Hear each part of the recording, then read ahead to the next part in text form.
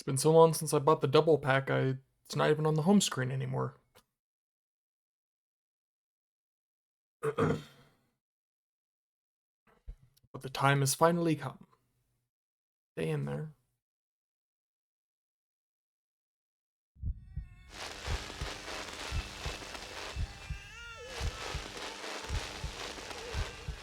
Oh, that's disconcerting. Oh, it's disconcerting already.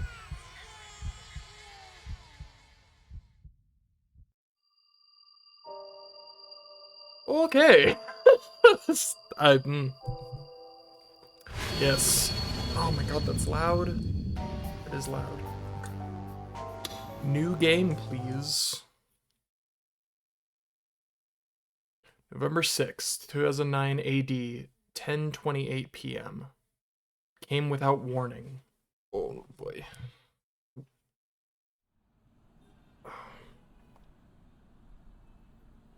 Oh my god, my glasses.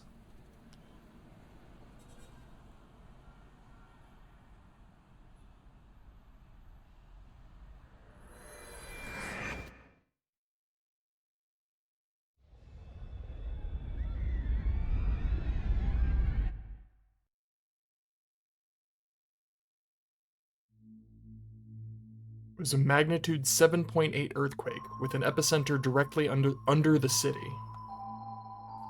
This disaster reduced one of Tokyo's busiest downtown areas to nothing in a single night. Oh, was that the third melt?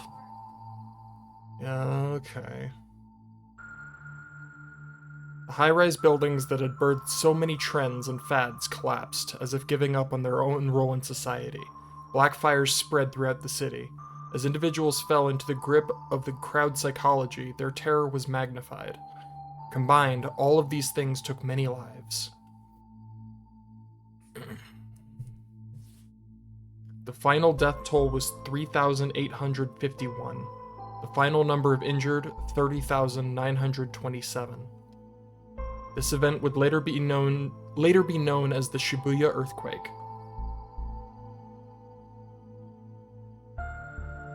Even in all that destruction, people still suffered the most in their hearts. Some who had lost their families came together to share new resolve, while others who'd been forced to watch their friends die were driven by guilt to take their own lives. As a baby was miraculously reunited with its parents after 72 hours, a child in an evacuation shelter asked her dad, "When's mommy coming home?" He had no answer. Some of the wounded made it to hospitals by looking at real-time updates on the web. Others saw people on the internet talking about the disaster as if it were a movie, and were driven mad. A homeless man was saved from malnutrition by an organized volunteer group, but at the same time, a middle school boy punched a self-centered volunteer who'd come to Shibuya to find himself in the face. It was the first time in that boy's life he'd ever been violent. The psychological toll was incredible, and many of the survivors would later manifest symptoms similar to those associated with PTSD. The young were hit the hardest, and before long, the cause of those symptoms was given a name: Chaos Child Syndrome. Rebuilding happened at a feverish pitch never seen before. It felt inappropriate to say, "hang in there," but people felt that somebody had to do something. The new slogan was "Shibuya, a city reborn," and no amount of money or manpower was spared in aiding the endeavor. The whole town was in the grip of a fever. In private, a leader of the redevelopment effort said, "This may sound unkind, but this frenzy feels like a town burying its grief by holding a festival." Building codes were rigorously evaluated with an eye toward earthquake engineering. Perhaps in an effort to emphasize the city's safety, security cameras were put up all over town. Shibuya would become a place where everyone could live in peace. But at the same time, a rumor began to spread about the earthquake. Something about this earthquake doesn't make sense. There were no aftershocks, and the damage had spread in a strange way. Harajuku and Ebisu, areas only a kilometer away from Shibuya, suffered few casualties and even fewer collapsed buildings. This damage pattern had never been observed in any prior earthquake, and so more than a few pundits claimed the Shibuya earthquake must have been artificial. More than anything, some of the survivors all said the same things. I saw a white light. I heard a sound like ringing in my ears. Too many people experienced this for anyone to laugh it off, but no cause of those phenomena were ever found.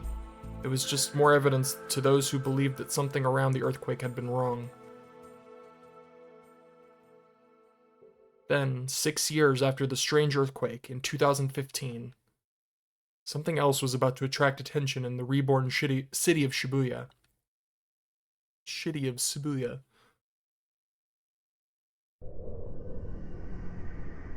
I'm gonna try to pace this one better. I feel like I really did not... Oh.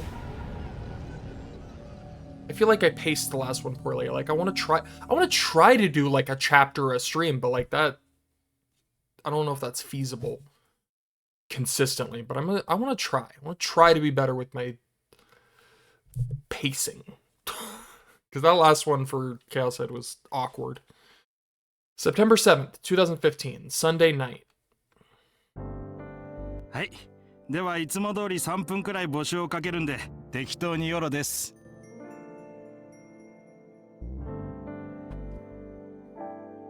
The second he spoke, the comment box started to fill. Yuma Utani watched it for a few seconds, and then saw their request, "When does Haru tell us she's dating somebody?" He smiled to himself. Just what he wanted. Most of the requests were about hot actors or cute idols. His audience was so stupid that it was easy to tell exactly what they were going to ask. The problem was always whether the name that came up was someone he knew. That was a question of luck, and of how popular they were. But Haru, her full name was Haruko something or other, she was fine. Well, now I have to... Oh, here we go. Tips list! It begins again. Haruko Natsuno, 19 years old. Fictional. A minor celebrity. Became famous as a result of her bold declaration that no one her age knew as much about retro games and retro anime as she did, and her ability to back that declaration up on internet radio and live streaming programs. Wears glasses. Her plain clothes and hairstyle are said to be one reason she's popular with otaku. Regularly holds Oh no, that is it. Okay. I was gonna have to scroll down. I was like, how do I scroll? Regularly holds recordings of internet radio shows that are open to the public. Got it.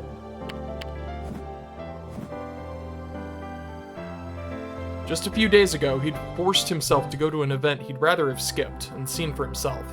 Yes. Satisfied, Utani got up to get some snacks, like he always did. He lived in a one-bedroom condo located 8 minutes from Shibuya Station. Cost 150,000 yen per month. That's a lot of monies. It had been built after the earthquake, so the furnishings and layout were modern. A little more room would have been nice, but compared to the 40,000 yen per month place he'd lived in last year, it was heaven. 来年にはもうちょっと便利なところに引っ越すか。At 21 years old, Utani felt satisfied for the first time in his life. In 4th grade, he'd gotten big into online gaming and stopped going to school. Eventually, he'd stopped leaving his room altogether. Then he'd gotten addicted to drugs that made him sleepy, but did nothing else.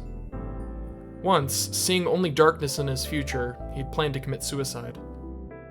In the chaos after the earthquake 6 years ago, he'd finally managed to leave his room, but his family had already given up on him. After he failed his entrance exams, he went on to live on his own in Shibuya, and he hadn't spoken to his parents since. As far as they knew, he'd failed the exams 3 times in a row. In fact, he hadn't even gone to the tests after the first time. There wasn't anything he wanted to learn in college, or any companies he wanted to work for badly enough. He had no goal in life at all.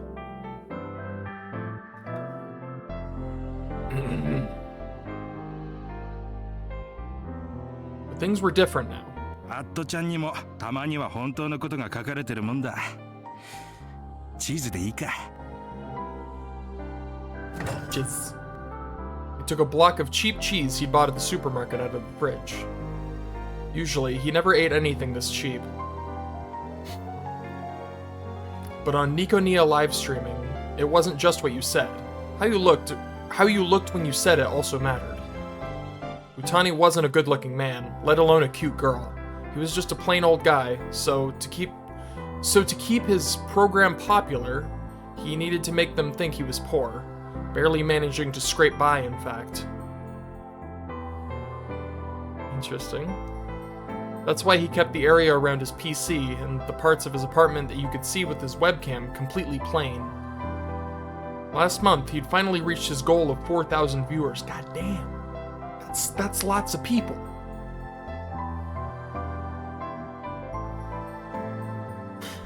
For a man with nothing going on for him like Otani, this was extremely unusual.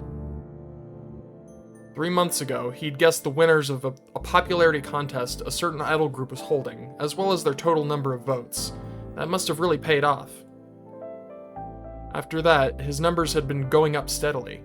Late last month, when his streams had appeared at the top of Nikonia's page, he'd seen a huge increase. Nikonia's that's the YouTube thing, right? It's like the video streaming... Fictional, Japan's largest video sharing service, often used to refer to the site that offers this service. Nikonia is unique for the way user comments can be embedded in the video directly. Many of its users are younger and recently has developed its own unique culture in the area of music. Interesting.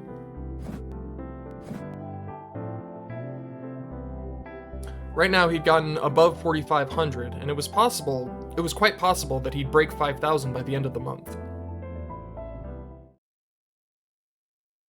It was around late last year when he'd started to wonder about his power. There was a certain rumor on one of Atchan's occult boards that made him really start to realize what he had. The name he'd chosen for his stream subtly reflected this. Then I learned that I can see the future. He took out a knife to cut the cheese. Not that kind of cutting the cheese. There was a strange sound. I'm such a child. He thought he just imagined it when...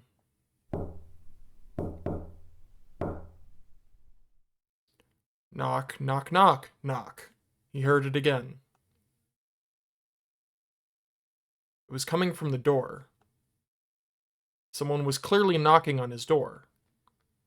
I mean, get the door, my dad. Mitsurin-ka? Jungle? Oh, like Amazon? Alright, that's funny. American online shopping site that is the largest in the world. It said that 1 in 5 internet users has purchased something from it. It sells books, appliances, food, clothes, anything you can imagine is on sale there. Yep. Jungle. That's funny. I love those. I love those little, like, copyright avoidant names. Very funny. Suspicious, he walked toward the door to answer, then checked the clock. It was 11:41 p.m. That is a little late for visitors. Not exactly normal delivery hours. Oh yeah, that too. Dude, if someone came to my door at 11:41 p.m. unannounced, I'd be pissed. He tried to ignore it, but...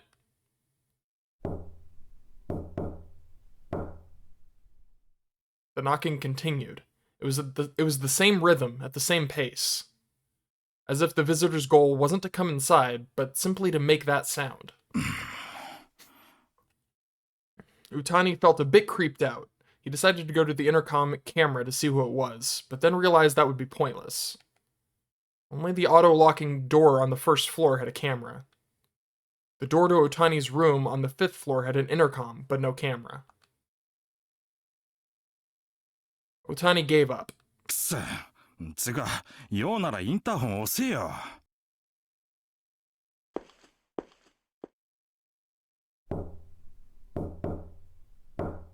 See, at this point, I'd probably open the door or check the door just out of pure annoyance. 酔っ払いか？ No, the knocks were too steady for that. And there was no voice yelling at him to open up. He'd seen this door a million times, but it suddenly looked somehow different. Someone he didn't know was on the other side of the wall, demanding entry in the middle of the night. Somehow, this made the door seem intimidating. Otani thought he might look through the peephole to see who was outside. He was then disgusted to find himself too scared to even get close to the door. Wait, the intercom didn't have a camera, but it did have a microphone. He turned toward the living room so he could use the intercom to find out what they wanted. Otani, it's me. Sorry to come by so suddenly. He stopped when he heard that voice. It's me. I'm very sorry to bother you at this hour. Otani tried to remember who the speaker was, but found he couldn't. But from the tone of the voice and the words, they probably weren't a weirdo. When they said, "I'm sorry," it sounded like they really meant it. Otani sighed softly with relief, and then realized he was still carrying the knife he had been using to cut the cheese.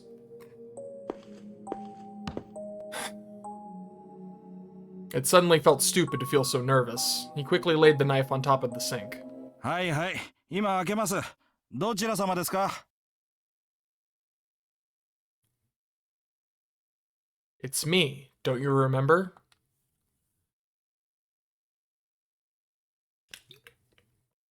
The voice simply repeated itself. But who are you? Otani whispered to himself as he opened the door.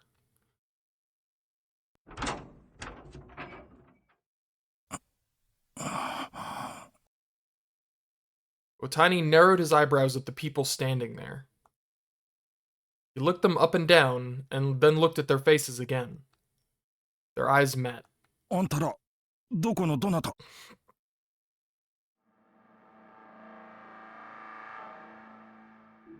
Otani suddenly felt a piercing headache.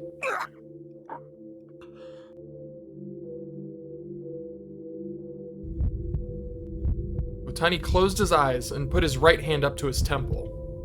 He could feel the blood pounding in his veins through his fingers. He staggered and quickly put his other hand against the wall to keep from falling over. The pain was like the old days, when he'd overdosed on antidepressants, but much more intense. They drug him? He grit his teeth against the pain and dug his nails into the wall that was holding him up. As he waited for the pain in his fingers to help dull the pain in his mind.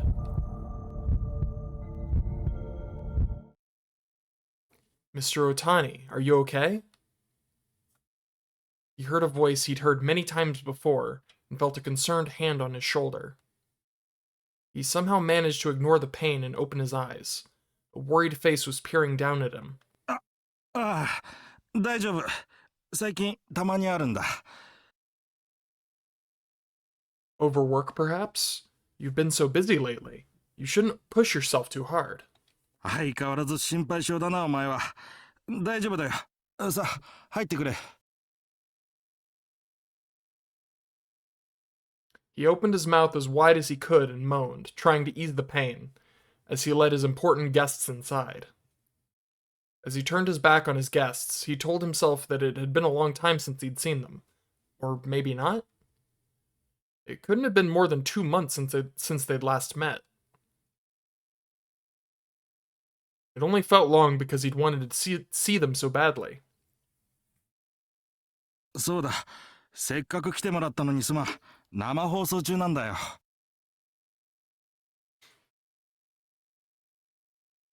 While he was out here, he decided, he would cut some cheese for himself and his guests. Oh, don't worry about us. いや、お前ら相手にそういうわけにもいかないだろう。ん？ What's wrong? いや、なんでもない。The blade wasn't cutting into the cheese. That's strange, he told himself, as he pushed down with more force. That's not the sound cheese makes. He cut into its surface, and it made an unpleasant sound he'd never heard before. But no matter how hard he pushed, it wouldn't go further.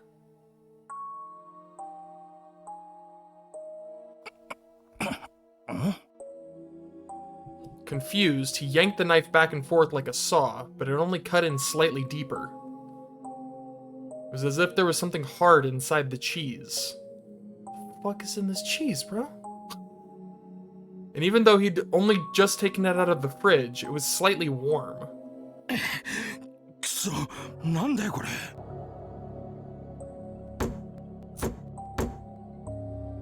Irritated, he slammed the handle of the knife against the cheese. But all it did was bash it in a little. He couldn't cut through it. ふざけんなよ。I'll help you. His guests must have heard the sound because they rushed over. They had another knife. When did they get that out? There's a trick to cutting this thing.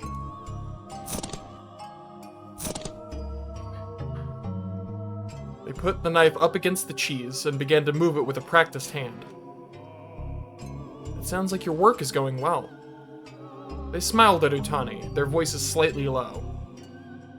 Utani realized that they were trying to keep their voices from being picked up by the streaming microphone, and lowered his voice as well.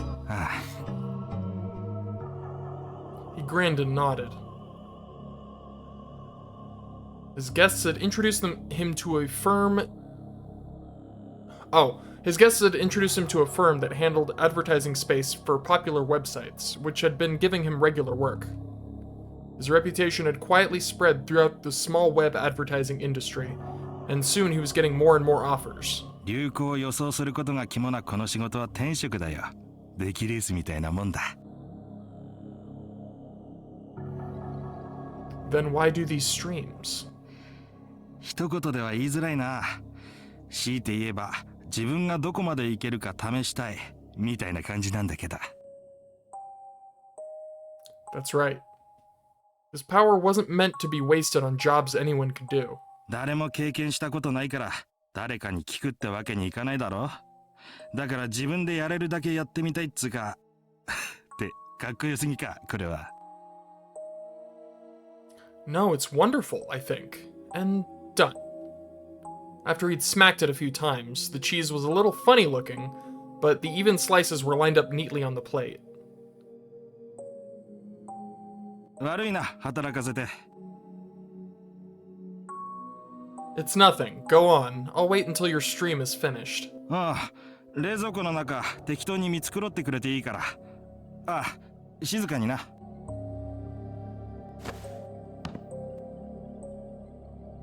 The hell's in the cheese?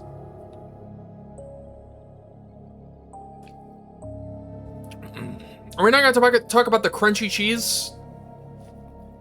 Otani took his cheese back to his seat and saw a flood of comments reading, "He's late," and "Did he log off?" What should have only been 3 minutes had turned into more than 15. Otani put a bite of the cheese in his mouth and began to chew loudly. 申し訳ない。この安売りセールしていたチーズがありえないくらい硬くて。He apologized to the camera, remembering to keep up the act of being poor and starving. As he hoped, the comments started to come in. Heard you have new hobbies. This is weird. Ikuni is always like this, right? Reported, the broadcast will end soon. Trained in Hollywood, I can tell, is making me sick. What happened? Odd. Utani's face took on a confused expression. The comments were strange.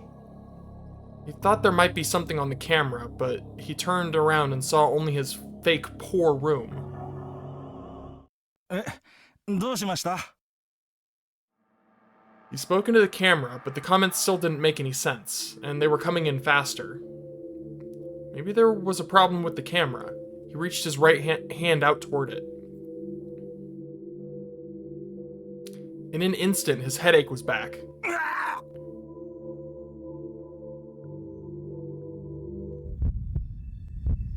It was the same pain as before, no, worse. He closed his eyes and jerked forward, banging his head against the desk. But the pain in his head was so bad that he didn't even feel it. He tried to hold his head in his hands, but for some reason, his right hand wouldn't move. Dude, is it his hand? Oh my god, is it... Is the cheese his hand? It's warm and crunchy. Oh no! Did he like cut off his hand? So instead, he pushed his other hand up against his temple. They drug him and make him cut off his hand? It felt squishy. The vein was incredibly swollen and it felt like rubber. And each time he felt his blood pulse through it, there was an unpleasant sensation in his fingers. He stamped his feet against the floor, hoping to find some small escape from the pain. But it didn't even get slightly better. It was then that he realized he was crying. He could feel the tears coming from his eyes. The pain was moving there now, too. Unable to bear it, he opened his eyes.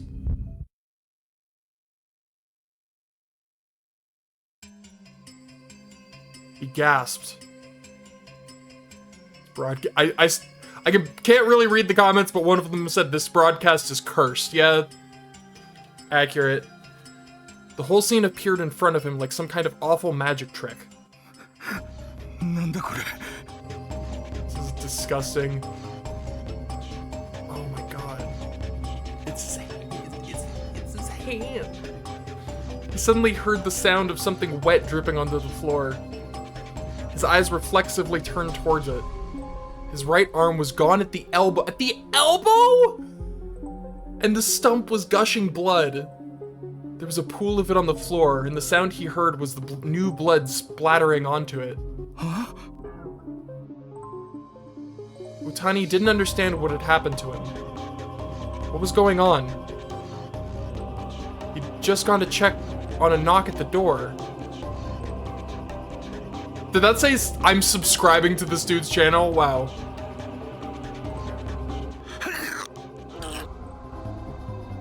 The pain screamed within him.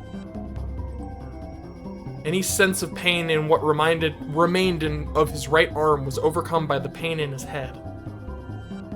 He felt nothing from his arm at all, though he saw the blood dripping from the floor. Dripping to the floor. What was going on? He blinked and forced his aching eyes to function as he looked around the room.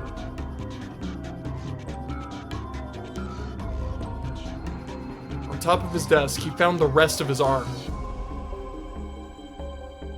It was sitting on a plate. At first, it looked like it was still in one piece, but it wasn't. You don't need to like actually show me the severed arm on the plate. I can imagine it. It was neatly sliced into uniform pieces. Each piece was about 1 centimeter wide, and the slices moved neatly toward his fingers. They sat upon the plate in, roughly, his arm's original shape. Miraculously, he saw there was no blood on the tip of his index finger.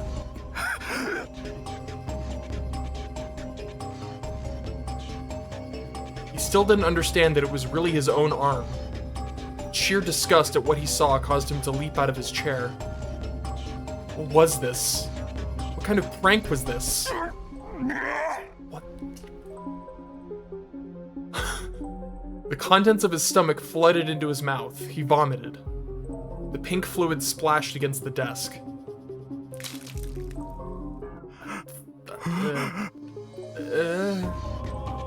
He saw something solid in the middle of it.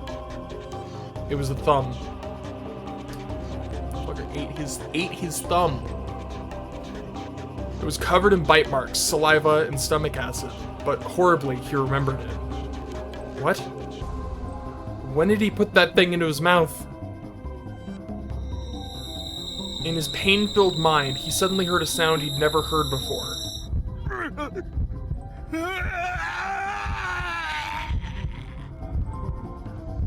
Each time he heard the sound, the pain in his head got worse. He turned towards the camera, hoping for an answer as to what was happening. But of course, there was none to be found. The screen was still filling with comments, but his eyes were too filled with tears for him to read them. As the whole world turned red, Otani didn't even realize that his lips were turning purple. His lips had turned purple from lack of oxygen, but were stained red with blood from his severed thumb, which he had chewed himself. As he tried to fight the pain, he began to fall unconscious, and tears fell from his eyes. The tears seemed pink to him. Otani was weeping blood. He died, still facing the camera.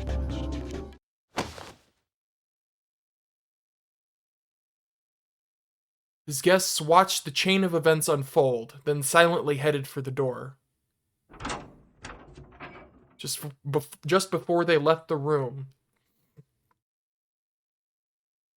Goodbye, they said, as if nothing at all was wrong, and shut the door.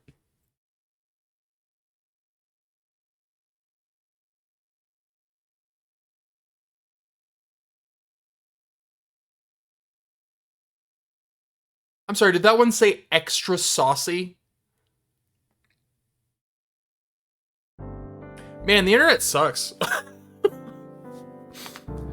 September 19th, 2015, Friday night. What the fuck was that? What the fuck?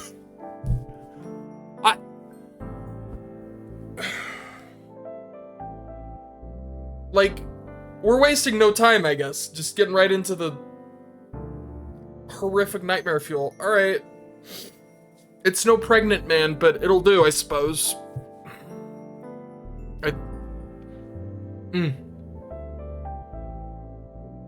Jesus Christ. Momone Takayanagi? Yeah. Momone Takayanagi had finished her concert. Like always, she stayed behind to help put away the instruments. She even helped clean up the audience seats, even though that was the concert hall's job. Only after all that was done could she take a break. There wasn't much time left before her solo street concert, but she still had to help anyway. Are we just, is this also gonna end horribly nightmare fuelish? Is it just gonna be like, they're gonna hit me with like a rapid fire succession of horrifying monstrosities? She'd always been like that. Even if it wasn't her responsibility, she couldn't help but get involved. It was like in middle school, when one of her friends, who wasn't good at studying, I was about to say wasn't good at anything, wasn't good at studying, asked her for test notes.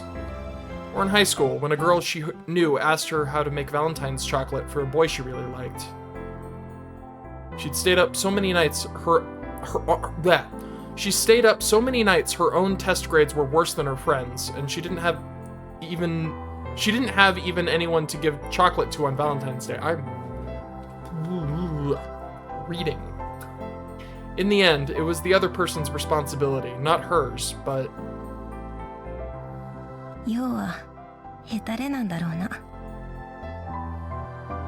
Momone Takayanagi was, at heart, scared of not doing everything she could, even if everything wasn't her responsibility. The concert today was another big success. Sure, it was a tiny room that could only fit in 150 people or so, standing room only, but tickets were 3,000 yen, high for a band with an amateur vocalist like her, and they still sold out instantly. It was bizarre how excited the crowd was. She'd heard sobs during the ballad, and during one of the high-tempo songs, the audience had stood up all the way to the back row. She felt a chill and hugged herself tightly.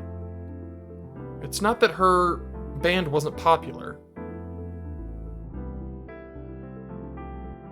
They'd started out in the Nikoniya Sang It category, and had kept going by doing covers of popular anime songs. What is Sang It? teach me. W? Category tag on the Nikonia video site. Category tags are genres. I know what a category tag is, thank you very much. Sang It, as the name suggests, is a genre where the uploader sings a song in the video. There are many different types of Sang It songs, such as original songs, covers of existing songs, or even songs with lyrics added to what was originally instrumental music. Sang It's relationship to the Vocaloid genre has helped it expand its popularity with the younger generation to the point where there are now even books and events dedicated to the genre. In 2015, it was one of the most popular genres on Nikonia, and many people have turned pro after uploading a Sang It video. So it's just a video in which someone sings a song. Got it. W. Oh, I assumed it was like W for like a win, but I guess that's Western slang. Japanese counterpart for English lol. Short for warai, which means laughter. Interesting. I did not say I would have assumed incorrectly about that if I saw it again. It helped that her face, which had earned her the nickname Scarecrow in school, could look really good when she wore makeup. Really? Look really good when she wore makeup. And if all of them put on ridiculous costumes and acted like idiots, some people would enjoy that. Videos of their concerts and performances pulled a decent number of views online. But Takayanagi noticed. The vast majority of the people looking at the videos were people who'd come to her concerts. People who'd experienced that insane intensity were going back to the videos to try and feel it again. And Takayanagi knew that they probably wouldn't feel even 1% of it.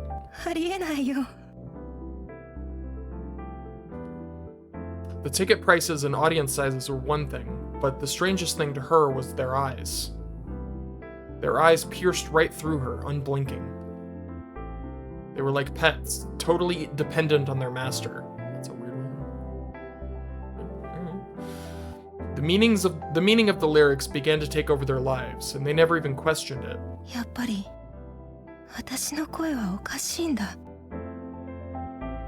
When she first realized that was happening, she tried to quit the band. Even if she couldn't, she at least wanted to stop doing the live shows, where people heard her directly. But the others around her wouldn't let that happen. "Your voice is amazing," they would tell her. They forced her to keep singing, even as the concerts began to terrify her. Takayanagi tried to get out of it, but in the end, she kept giving in. She owed her fellow band members for getting a plain, dull girl like her into music. And for a while, part of her managed to have fun.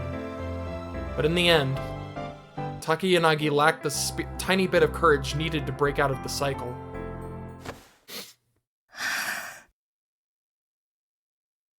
She forced herself to get up and head toward the street concert, which she really didn't want to do.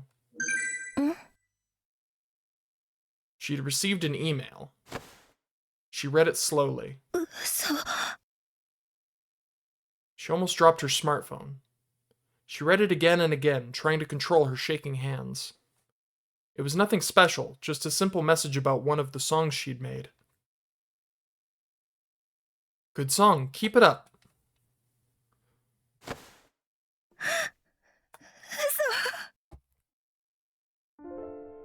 Takayanagi tried to stop the tears, but couldn't. The band would get too many messages like this to count, especially after her concerts. She knew it was rude, but to be honest, she was sick of them. But this email address wasn't for her band. It was one for a site where they had anonymously uploaded original songs. In other words, whoever sent this message hadn't come to her concerts. They'd never heard her voice live or felt its strange power. But they had still said they liked her song. Wiping away tears that wouldn't stop, she quickly wrote a response. "That makes me really happy, thank you." Even after she sent it, she kept crying for a while. She hadn't cried this much since the earthquake. And then she stood up.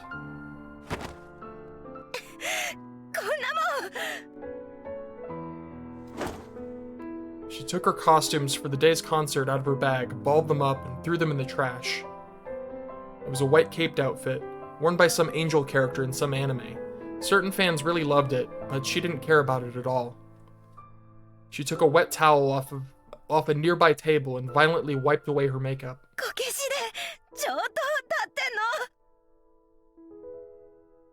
She was never wearing another cape or putting on makeup to look like some anime character again. Never, she said aloud. She realized she was more excited than she'd ever been before. And then she started to realize what she wanted to do.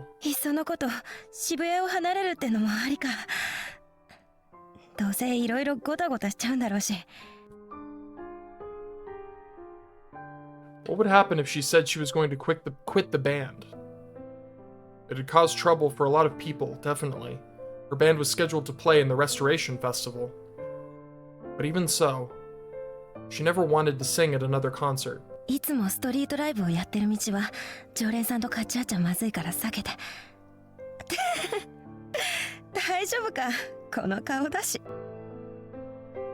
She laughed and kissed her smartphone.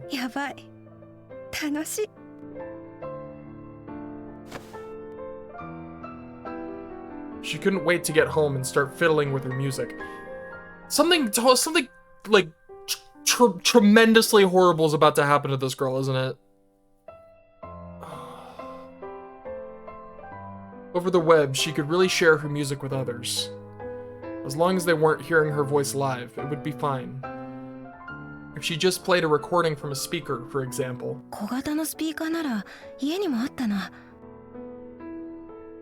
That's right.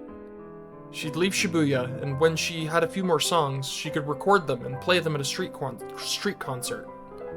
That speaker was small enough that it could fit under her clothes to fool people.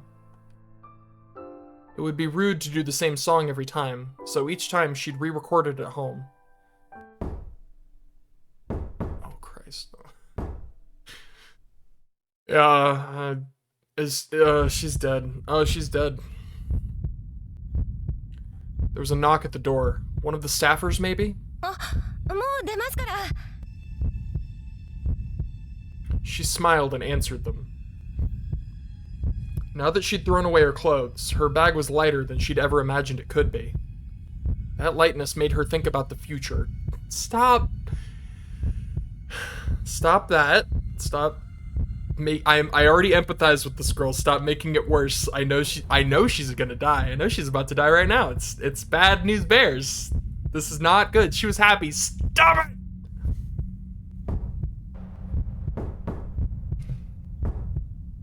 Hi. Takiyanagi happily danced towards the door, completely ignorant of what was on the other side. Just don't make her eat her hand or whatever. Like, I don't know.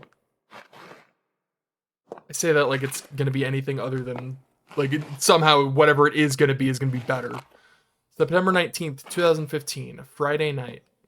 Is that the same night? Yeah. Shortly after she finished, she was walking through Shibuya. She had a limp and dragged one leg behind her, as if it was injured. Her bangs were unnaturally long.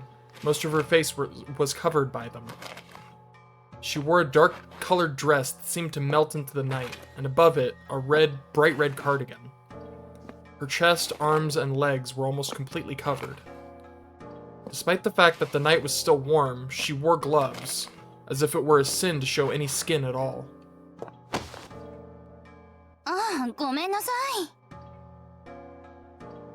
She ran into a couple coming out of a hotel and staggered slightly. But she didn't even look at the people she ran into. She looked down and disappeared into the streets of Shibuya. 誰？決めな。ねえ、今の人の顔見た？ I had to catch my breath just now.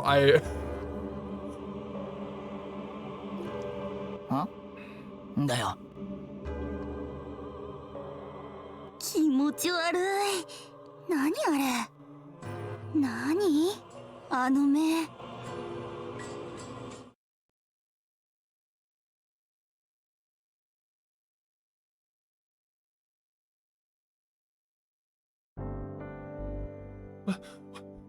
What? What? What? What happened? Why? What? Who? Okay, alright. New person?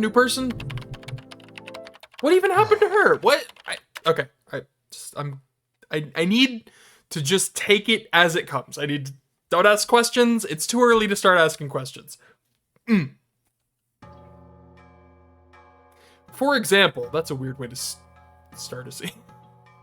Let's say you asked a kid in middle school, do you know what Schrodinger's cat is? Most would say yes, or I've heard of it. We'll start by eliminating the Ducunes. Oh, I miss the Ducunes, who say they've never heard of it. Next, you ask, well, what is it?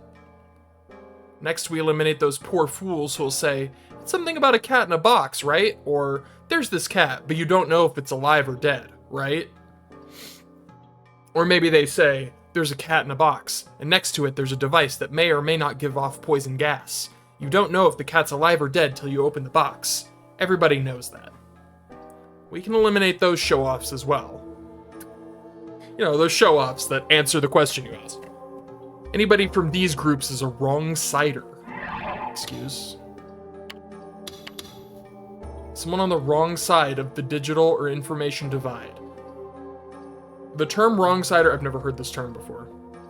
The term wrong-sider originally referred to those who, for various reasons, found it difficult to use information and communications technology like the internet.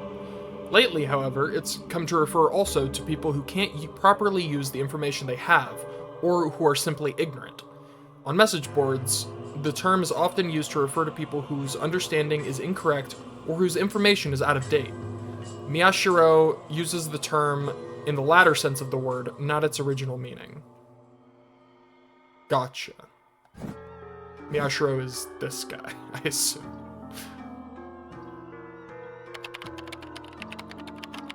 The right answer would be to describe the experiment and then say, it was a thought experiment proposed by Schrödinger to criticize the quantum mechanical theory that state collapse only occurs after human observation. But barely anyone can do that. And I'd imagine that I'm the only guy who's still in high school who knows that Schrödinger got the idea after exchanging letters with Einstein. I hate wrong-siders. I'd taken a break from investigating the two incidents that occurred recently in Shibuya and was paging through some at-channel blog aggregators for a change of pace. As always, articles about bad idols and corporations with terrible work environments were getting tons of hits. It was hard to believe that the crash of 15, a huge news story that had just happened this month, was already off the front pages. What's the crash of 15? So many new things. Fictional. Thank you for clarifying. In September 2015, the largest solar storm in recorded history struck Earth, causing electronics failures worldwide. The damage to infrastructure and the panic that resulted in some areas, particularly in North America, became known as the Crash of 15. A large hole opened in the Earth's electromagnetic shield, leaving Earth defenseless against the solar flare. Since absolutely no precautions were taken beforehand, the powerful electric current damaged electronics and high-voltage transformers, shutting down the electrical grid. The reconstruction project in Shibuya had only just finished its redesign of the city's infrastructure, and while Japan suffered relatively little damage, Shibuya in particular suffered almost none. Huh.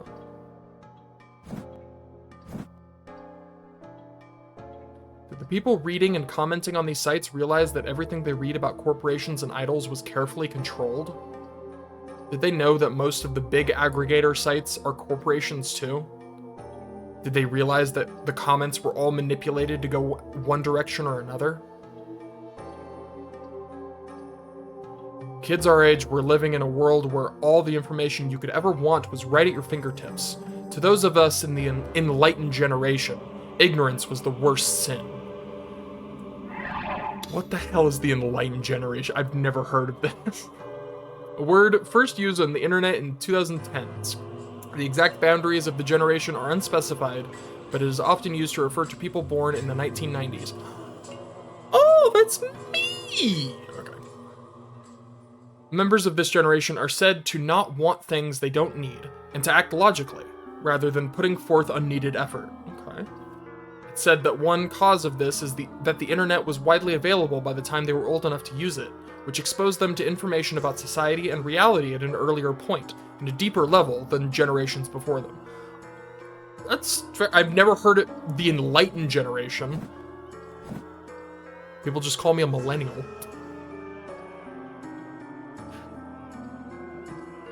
I hate those terms. The ignorant were self-righteous, easily manipulated, and eager to push their paper-thin worldview onto others. I'm starting to really like this guy. They were nothing but a nuisance. The worst of the lot were the so-called otaku. I couldn't stand otaku. They were wrong-siders. Oh, okay, well... Maybe we wouldn't get along as well as I thought. Take the picture on the cover of this magazine. It was from Bloodtoon. There's no space between from and blood. Any otaku who just watched it for the cute characters was a loser. There was no point in watching the show if you were going to ignore its deeper themes. Ah. Gotcha. I couldn't stand people who still held to the old-fashioned idea that only otaku watched anime. But people who ignored a show's themes and just watched it for the cuteness were even worse. They were ignoring the implicit social criticism hidden in.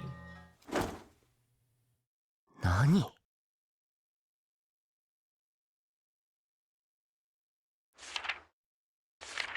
I stared at the magazine in amazement. Specifically, I stared at the box that listed the next episode previews. The text said that Aaron was missing. Oh no. I don't know who that is. Oh, good old Bloodtoon. Full name, Aaron Frey Orgel. A 10-year-old female character who appears in Bloodtoon, the animation. She speaks in a haughty, archaic manner and always looks down on others. The younger sister of Sarah Orgel, the main heroine, and also a princess of Star? Princess of Star. Her catchphrase is, "Insolent fool, Star." I don't know how I'm supposed to... I don't know how to read that. She has a deadly magical stick named Ochimusha Compiler. What? Alright. Bakaka. Damn it! I'd let my guard down because I knew this episode was written by the guy who wrote the original manga. この原作者は原作のことが分かっていない。Ah, he's one of these types. How could you remove Aaron from the story halfway through? Not keeping her around meant bringing all the internal drama that had been built up so far to a halt.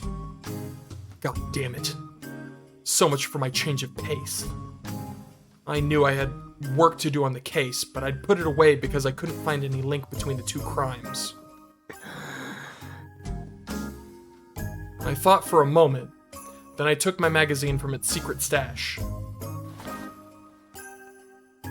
It was an issue of the older magazine called Cool Cat Press. I'm learning all sorts of new fictional things. A young men's magazine founded in 1979, a so-called dating manual. It contained large amounts of information about how to seduce women, popular fashions, and the ideal spots for first kisses, all of which was dubious accuracy.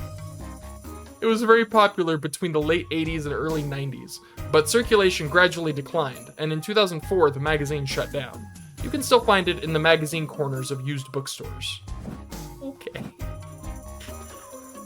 Dubious. People called it a dating guide for normals written by someone who'd never dated a girl in his life, but you'd be surprised.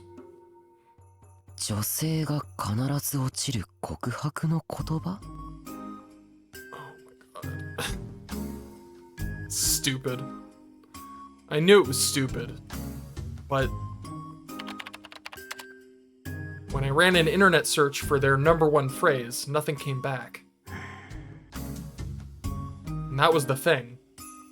The fact that it didn't show up on the internet meant, to me, that it was worth something.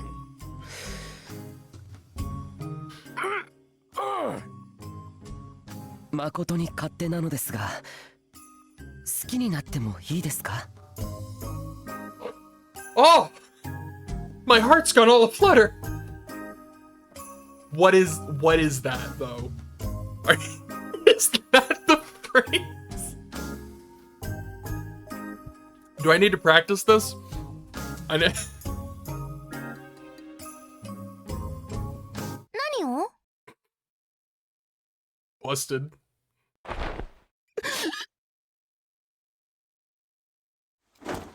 何してんだ！ Busted. I turned to yell at the voice. うん？おのえ、お前いつ？ I hid my favorite magazine behind my back and tried to calm my racing heart. Even if we'd known each other since we were kids, don't just come in like that. ノックしたよ。てか、何その雑誌？面白いの？ Mega busted. なんでもない。 I couldn't let her find out. This was bad. どうしたんだよ。なんで制服着てるんだ。帰ったんじゃないのか。 Serica frowned. 今日の部活で Serica? 事件のこと調べてこいって言ったのタコじゃん。 Huh, that's right. はいこれ追加の現場周りの画像データ。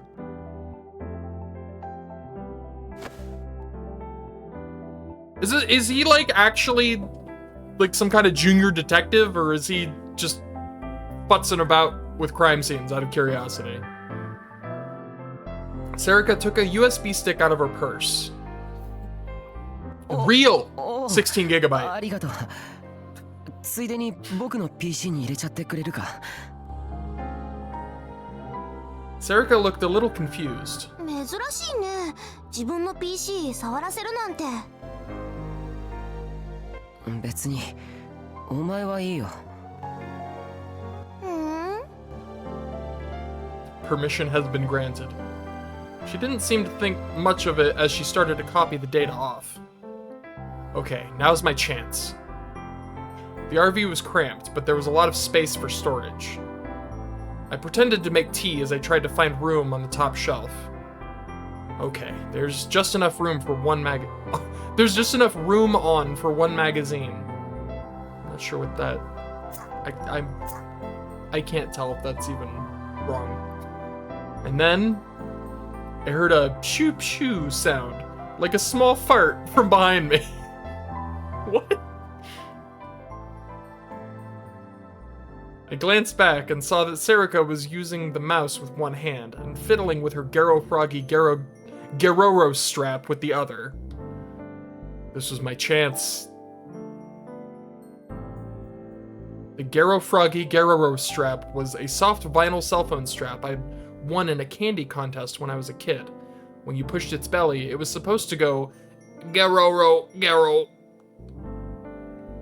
Is that like a frog? Like Garoro. Is that supposed to be like a ribbit sort of thing?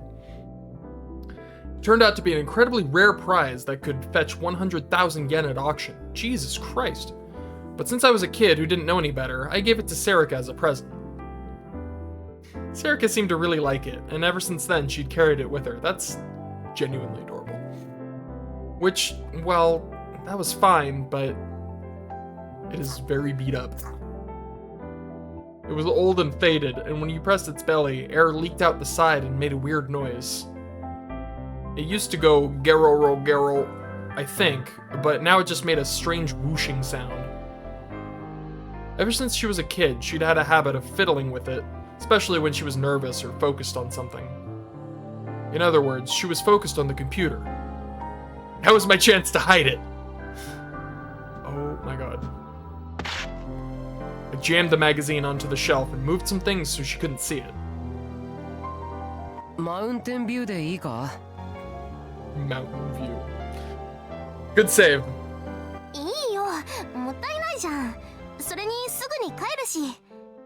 はい、終了。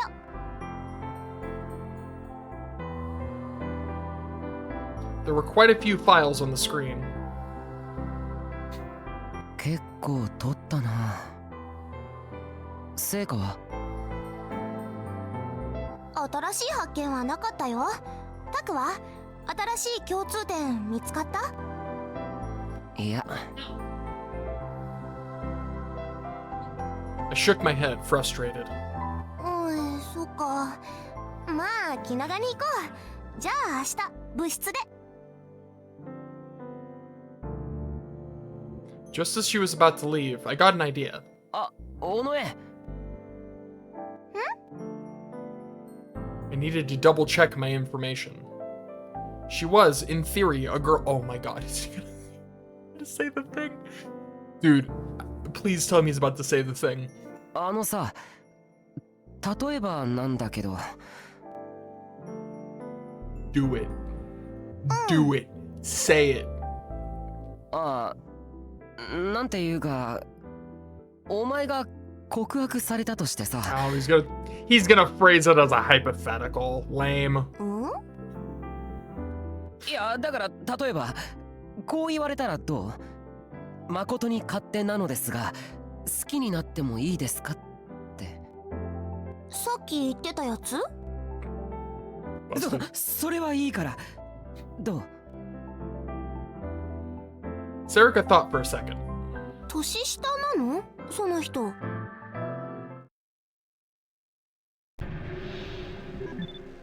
Oh. Eh? We got the red green show. Is it the same buttons? It is the same buttons. I've had enough negativity so far. That first scene with the hand is still haunting my nightmares. We'll go green just because that was horrifying, and green tends to be weird though. I don't know if that's, I don't know. Green. 丁寧語だから。That's true, come to think of it. Oh, should I make a new spreadsheet? Should I start a new spreadsheet immediately? That way I'm up to date. I might, but not right now. That's true, come to think of it. Why was it so polite anyway? 年下なのかな。いや、そうじゃなくて。どう？どうって丁寧だなって思うけど、告白されたことないからよくわかんない。他には何か思わないか？こう素敵だなと思ったりしないか？別に相手によるんじゃない？ Grr. What's going on here, cool cat? It would depend on the person asking the question. Of course it would. They didn't mention that in their flimsy article. Useless. でも告白してくれたのがタクだったらちょっとだけ考えちゃうかもしれない。Serica's whisper was so soft I could barely hear it. Oh my god. 今なんて言った？ Oh, it's funny. He's also a otaku. なんでも。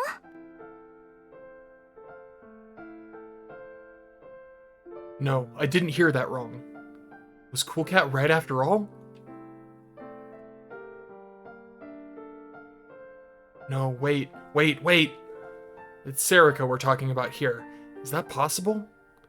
Usually when you've known someone since you were little, you're so close that you don't realize when they're attracted to you. お前、僕のこと。タクはどうなの？どうって。だから例えばだけど受け止めてくれるのかって話。She was trying to hide the fact that she was blushing, but she was staring straight at me as she waited for an answer. Was she serious? From the looks of things, she was definitely serious. Really? Serica liked me?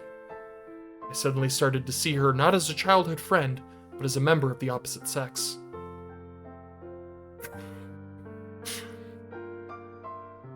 dating her might not be so bad. We both knew everything about one another. But what was I supposed to do at a time like this? Was there anything about this in Cool Cat Press? That's right.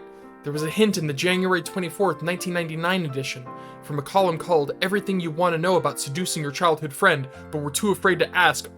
What an incredibly specific title! Everything, that's unreal. It was, how would you like your childhood friend to say they loved you? Number 3, softly, in a love letter. 5 people. Number 2, in an embarrassing text message. 17 people. The backgrounds. Number 1, work up the courage and kiss me now. 128 people. Work up the courage and kiss me now. 尾上いやセリカ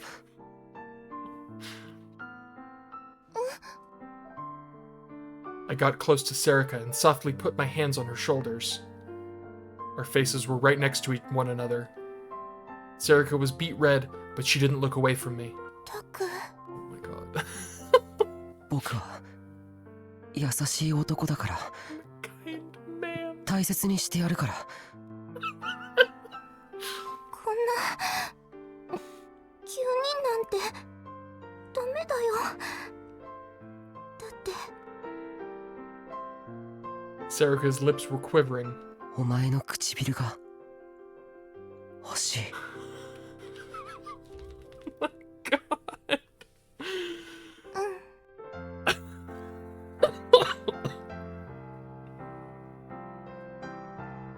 I'm definitely not dying.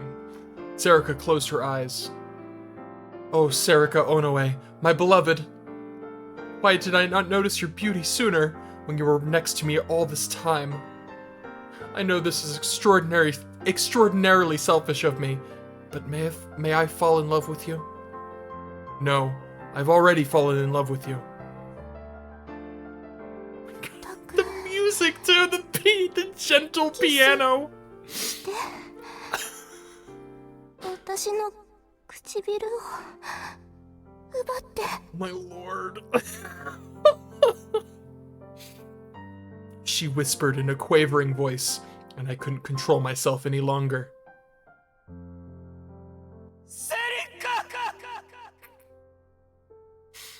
500円ちょうだい。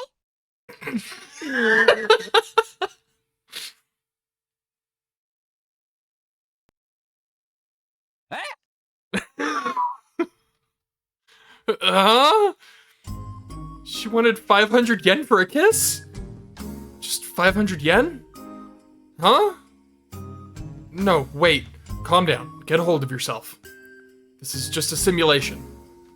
This isn't what would happen in real life. It couldn't. Serica wasn't that type of girl. I took a deep breath to calm my heart. 500円って何の話これこれ忘れてた。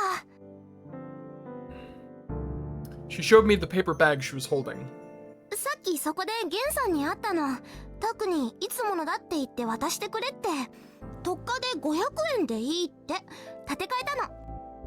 いつもの Confused, I took the bag from her. Gen's usual changed every time I talked to him, so I couldn't count on it.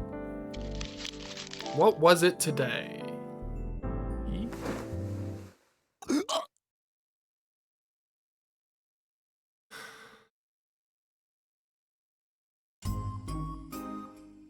That drunk old bastard!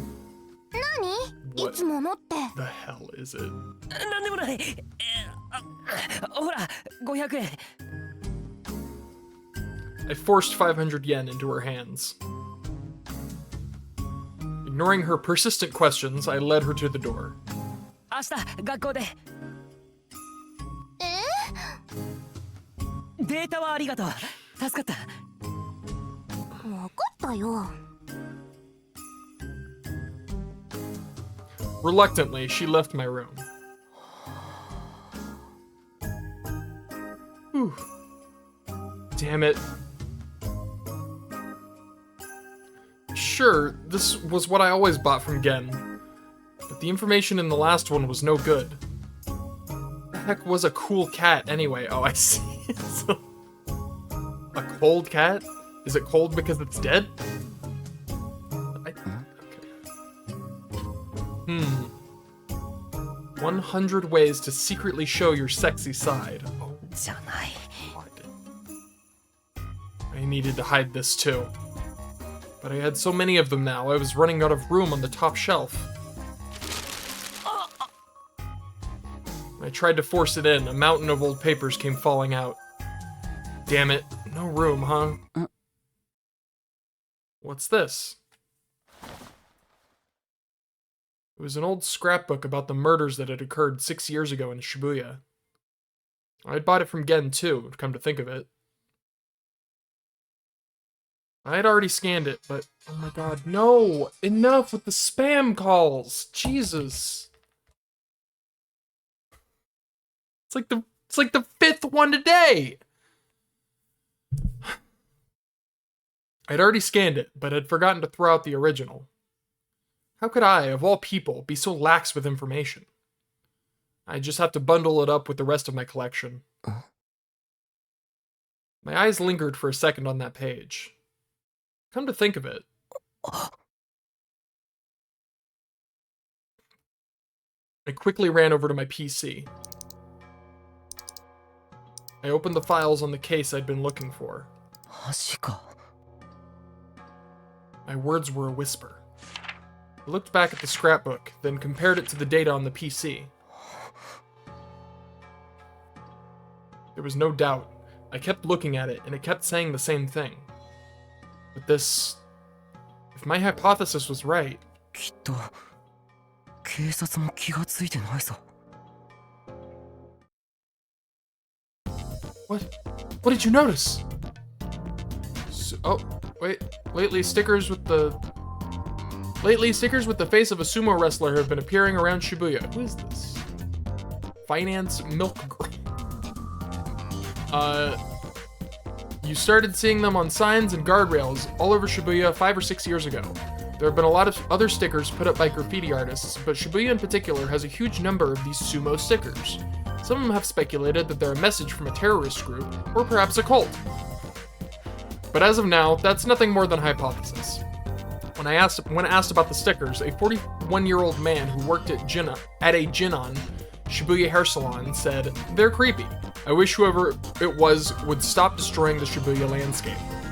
Sometimes residents will take them down, only to see them reappear later."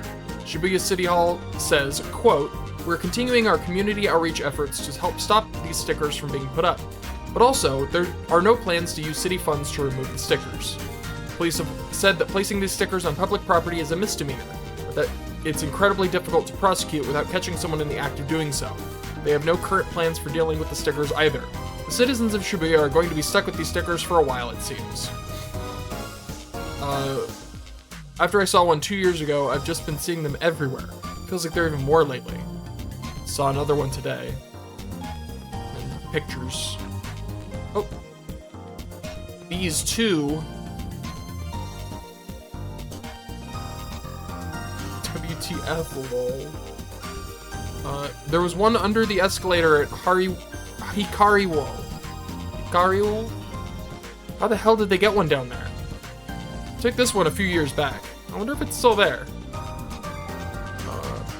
I saw that one too. That's crazy. Gotsuandosu. I don't know what that means. I always feel sick when I see that face. I once threw up when I saw one of those stickers. Shit sucks. Whoever puts them up needs to FOAD? FOAD. I don't... What does that stand for? Hold on.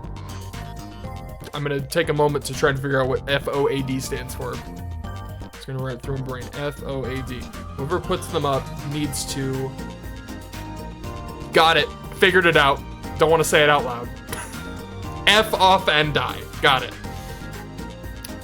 I heard if you scribble on top of one of those, the sumo wrestler curses you. I wish I could see them more closely. I wish I could like zoom in on one of these pictures. Is that one on like a coffee cup? Anyone else notice that it's almost impossible to get the damn things off? Saw my first one today. Stop upping these things, Anon. There's a shit ton of them if you image search. I actually saw one of these. Oh my god, there's so many. Oh wait, I'm near the bottom. Okay. I actually saw one of these stickers talking once. It was yelling, Dosuko! Time for your meds, Grandpa. Somebody make a Doodle map that lists all their locations. You'll be at it for years. So if you go to Shibuya and get stare raped by sumo wrestlers, right? Wow. That's a horrifying image. Alright. I don't understand this. Understand the sluts that go to Shibuya to enjoy that? I feel like we're talking about something else. They should just put up a bunch of cute anime girl stickers instead. Like Hanona or Seiratan. Then all the otaku dorks would move from Akihabara to Shibuya. I vote for Hengetsu Kamiyama. I feel pressure coming from Ryugoku. This is my prophecy unto you. Someday we'll see a sumo judge sticker. True dad. 歴史シールはごく一部で話題になっているくらいのものでしかなかった。 They're 一 pretty 体誰が creepy. 予想できる？こんな気味の悪いシールが後に世界を揺るがす大事件のきっかけになるだなんてこと。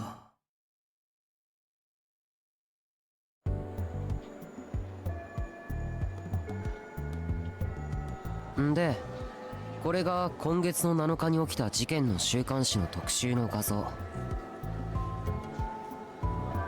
7日ってニコニア生放送中の公開自殺か。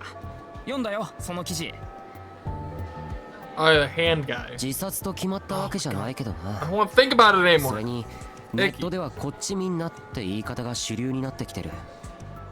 で、これがその生放送の映像。 We don't need to see the video. Dude. それも見た。つか一緒に見ただろう。 Put that これ away. がその現場の建物。尾上が昨日さらに追加してきた。それも知ってるって。で、これがその部屋の中。は？うっそ、お前撮ったの？いつ？てかどうやって？ Until then, Ito had been disinterestedly pointing his camera at the colorful decorations in the hallway, but this got his attention. Of course it did. No one else had seen these pictures yet. 先週末な。現場向かいのカラオケボックスの5階の部屋から見えるんだよ。マジで？ Wow, he's good.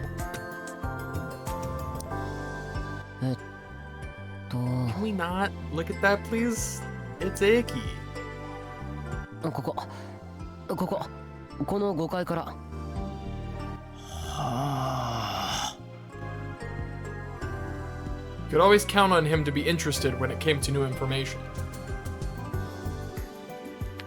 で、何？お前一人で入ったのか？は？いやいや、カラオケボックスに。人から？仕方ないだろ。別に恥ずかしいことじゃない。それに歌ったわけじゃないから正確には人からとは言わない。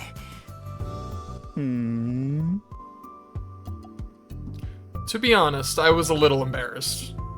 The guy at the counter, who was probably just a part-timer, had stared at me suspiciously. Maybe I'd attracted his attention by coming in during the middle of the day in my uniform. Well, look at it this way. At least you increased your courage. You got some courage points, you know? And since I'd never been there before, he made me fill out membership paperwork. I didn't know how to do it, so it took a long time. And actually, I'd actually never been to a karaoke place before in my life. Actually. よし、ここはオッケー。次行こうぜ。めんどくさいな。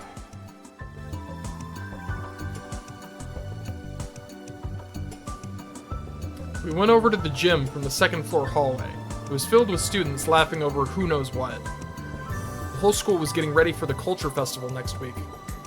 This year's festival was supposed to be a big one. Hekiho Academy was the first private high school built as a part of the restoration efforts, and so it was attracting a lot of attention. One reason why everyone was so excited for the school fair was the school's lax rules, with lots of clubs and activities. But the biggest reason was the Shibuya Peace and Restoration Festival 2 months from now. 2 months from now, on November 9th, would mark 6 years since the Shibuya earthquake. The 5-year anniversary fair last year had affected the whole town. And since the school was in Shibuya too, it would include us. We were just a simple high school, but now our culture festival was being treated as a prelude to the big one, and supposedly there would be TV cameras filming the day of the event. うわ、あのパチモンの着ぐるみ大丈夫かよ。つかなんで今来てんだ？ Ito turned his camera toward a group of people pretending to be pro wrestlers. Ito and I were in the newspaper club, and it was our job to record the festivities. Hold on, I swear... Okay, which one of these is... I really don't want to... Okay. I swear they spelled his name differently, like, a second ago. Am I insane?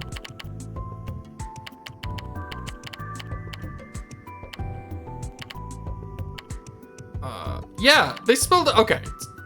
Got it. I just want to make sure I'm not crazy. Okay, moving on. Not important. The principal had ordered that all clubs were to participate in the culture festival, and recording the festivities was our way of getting by without having to do too much work. Recording video and taking photos was my hobby, and more than anything, it seemed like the way that would demand I burn the fewest calories. I couldn't see myself participating in any of the usual festival nonsense, like the baseball team's fried baseball ice cream stand. What? Which was probably just regular fried ice cream in a ball. Or the I guess I'm imagining like fried ice cream the size of a basketball, but it's probably just regular fried ice cream in like that's just looks like a basketball. Probably have like maybe chocolate sauce and like the stripes. That'd be cool. Or the Pro Wrestling Research Club's Mascot Pro Wrestling, or even the seance that the Mystery Club and Fortune Telling Club were putting on together. 暇なんだろ。ひげを引っ張んなってもげる。はあ、これ触覚じゃないの？どう思うよ。触覚だとしたらもいだ方がゆるキャラっぽくないか？え？ Rude. 何？私、そのくだらない質問に答えなきゃダメ？くそ、リア充め。ただれろ。死んでしまえ。おい、リア充をバカにするなよ。僕だってリア充だ。は？あ、バカ、カメラ。He dropped it. That thing's expensive. おい、どういうことだ？苦しい。カメラ。裏切ったのか。レベル下がったか。いつ彼女なんて作りやがった。あ？できてないよ。彼女なんて。それよりカメラ。何？ This is violent. I slipped out of Ito's grasp and picked up the camera. Looks like it's safe. Good. I relaxed and handed the camera back to Ito. たく、しっかりしろよ。僕らはあいつらと違って状況だろ。一石舞踏か。Right-siders. I mean, seems pretty self-explanatory, but just for the sake of someone on the right side of the digital or information divide. A right-sider has the necessary skills and environment to make use of information and communications technology such as the internet, allowing them to quickly find, share, and receive high-quality information. Good stuff. いいか。リア充ってのは2005年あたりから使われ出した言葉で、リアル、つまり現実が充実している連中の総称だ。最初は対義語としてネト銃が挙げられることが多かったけど、その境目はもうほとんどない。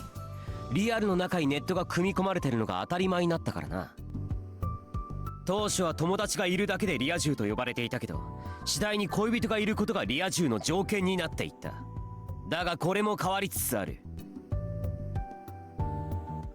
昨今のリア充は本当の意味で現実が充実しているかどうか、つまりやりたいことができているかどうかで判断されるんだ。そういう意味で僕はリア充だ。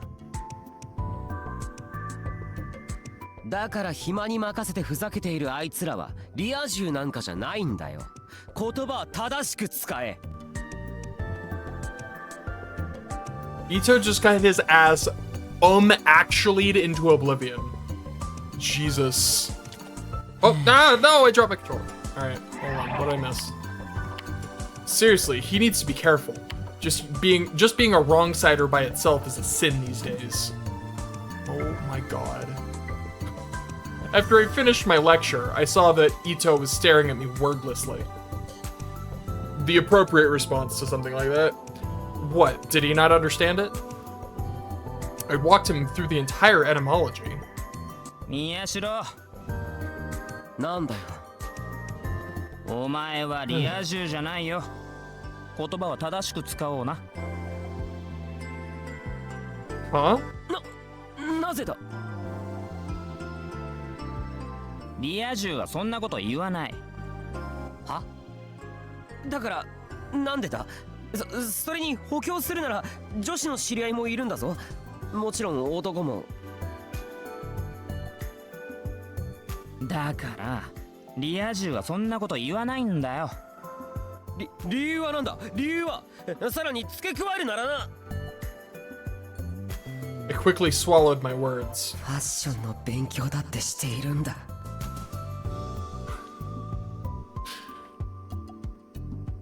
I'd read that new issue of Cool Cat before I put it away. There was an article in it called Utsunomiya's Fashion Leader. I thought it looked pretty good. If I could wear that stuff, I'm sure. Oh my god. That's so fun.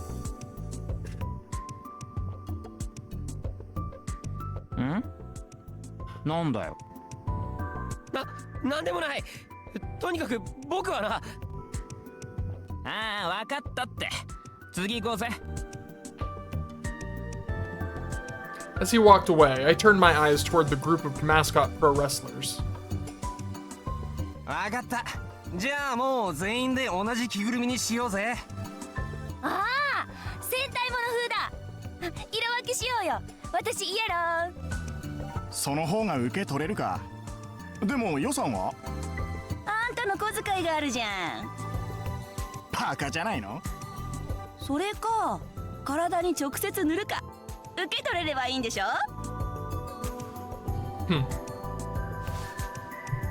Oh my god, why? Why do you keep showing me that? I want to see it.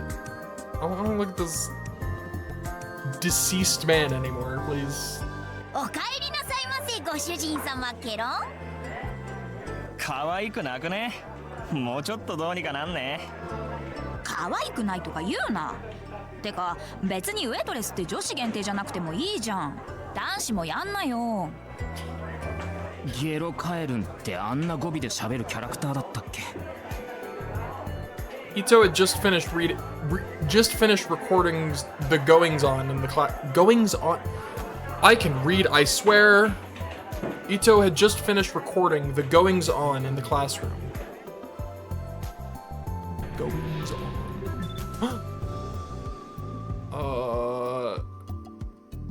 どうでもいいよ。 Alright, let's go. Yeah. What a horrifying monstrosity awaits me. This was class 3-1, Ito's and my class.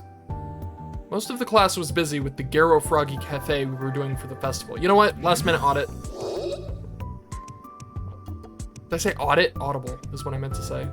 Sports ball. Some people were ignoring the fuss and studying. Some of the otaku were reading light novels. Did they really think that if they left the paper cover from the bookstore on it, we couldn't tell it was a light novel? They were just trying their best to stay out of the way. Most people were happily making Garo Froggy decorations, or putting on Garo Froggy costumes and messing around. All the clubs had to participate in the festivals, but so did all the classes. No one had told me, but evidently several months ago we decided to do a Garo Froggy themed cafe. That sounds absolutely ゲロカエルの wonderful. 声は女じゃん。いやそうだけどさ、そこは文化祭のノリ的なあれでいいじゃん別に。違うっては？ Ito tilted his head in confusion.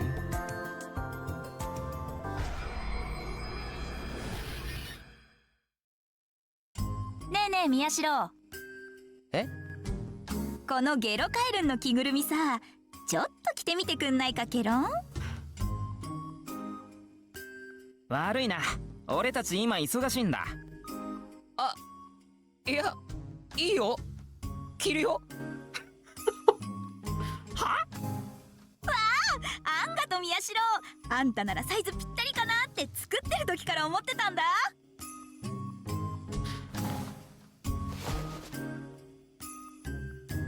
I managed to get the costume on without much trouble. If I don't get like a full-on image of this individual, him wearing the costume, I will feel cheated.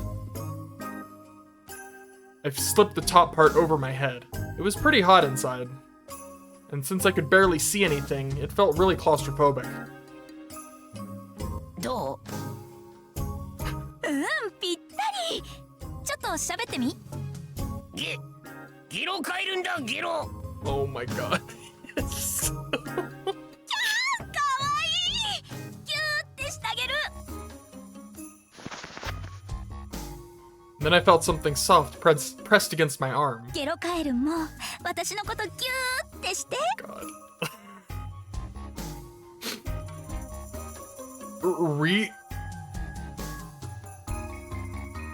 Real? I slipped my arm around her like she asked me to. やん、お尻触んないの。 Oh my god, ゲ Garo ロカエ Froggy. ルンのエッチ。 Garo Froggy. Oh my god. Hadn't I read something once about how you could hug all the girls you wanted if you put on a costume? That sounds like an upsetting thing to... I don't like that. I don't like that. I don't like that advice. At the time, I thought it was all a bunch of crap. Did it really work? I was having the time of my life when... おー、ゲロカエルンできたの？かわいい。私もむぎゅってしたい。あー、ずるい。私も。ダメ。ゲロカエルンは私だけのものなんだから。だったら私たち全員で一斉に抱きついちゃうってのは？あ、それいいかも。まあいっか。いいよね、ゲロカエルン。 Gracious. じゃあ行くよ。せーの。ゲロカエルン大好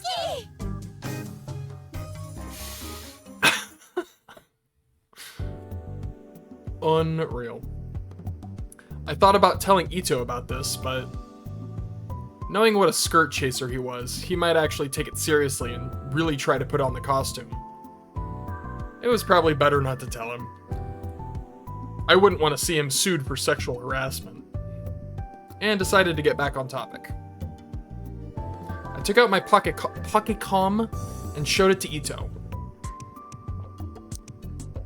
でこれが今月の19日の事件の画像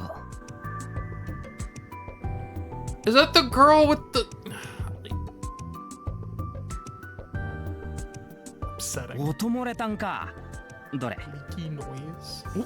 これはまだ見てないな。どこで拾った？事件のまとめウィキに一瞬な消される前に魚拓取った。ああ、こっちの方がアングルいいな。なあ、さっきのカラオケのやつと合わせてニヤ道にアップさせてくれよ。もう新聞部のオンラインストレージに上げてある。見やすいように加工して使ってくれ。なんか最近再生数がいまいち伸びないんだよな。この前俺一人で作った動画のタグにもカメラ仕事しろとかアングル大体合ってないとか書かれるし。 Cameraman. Ito looked really upset. Well, I knew how he felt. The Hekiho Academy Newspaper Club had been the first in the nation to upload a video version of the school paper to Nikonia. Our papers dealt with anything involving Shibuya. We'd done a special on the Shibuya restoration Okay. Let me try this again. We'd done a special on the Shibuya restoration once that a local paper had written about. Jesus Christ. We won a special prize at a city journalism contest, and the video got over 80,000 views despite being boring as hell. After that, though, I could understand being upset at the fact that new videos dealing with goings-on in Shibuya weren't breaking 2 digits. ああ、カメラ仕事しろのタグをつけたのは僕だ。あれアングルひどいぞ。Alright, that's funny. ゲットしてきた。おお、オリジナルじゃん。疲れた。 A boyfriend and girlfriend walked in, evidently back from shopping. Their arms were full of Garo Froggy stuffed animals. だから違うって。は？いえ、だから何がだよ。 Ito hadn't noticed them. Oh boy. Hold on. Where's my umbrella? I need to prepare for the oncoming actually storm. I looked at my classmates, who were already beginning to play with their new toys, and said, Don't actually say these things, my guy. Don't do it. 前も話したことあったろ。大半の中高生は日頃アクセスしているサイトで情報レベルが知れるって。 This was a personal theory of mine. Smartphones and pocketcoms had become a religion to the modern teenager, and the information they gained from these portable terminals had a huge influence on their lives. I assume pocketcom is like cell phones, or like smartphones. Abbreviation of a name given to a series of pocket computers with 7-inch full HD displays. The name Pocketcom is unique to Japan and has nothing to do with the so-called pocket computers that were sold in the 1980s. These computers began to become popular worldwide in 2012 and are expected to someday replace smartphones. They come loaded with a number of different apps such as internet browser, email program, TV watching program, video games, microblogging apps, and a camera. It's said that they'll also be gaining the ability to make phone calls soon as well.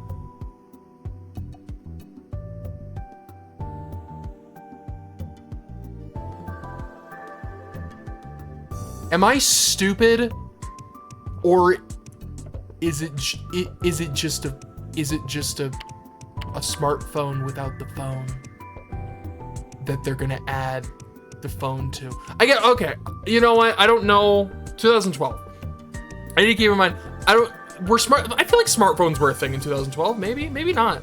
Maybe I'm being. I don't know, but.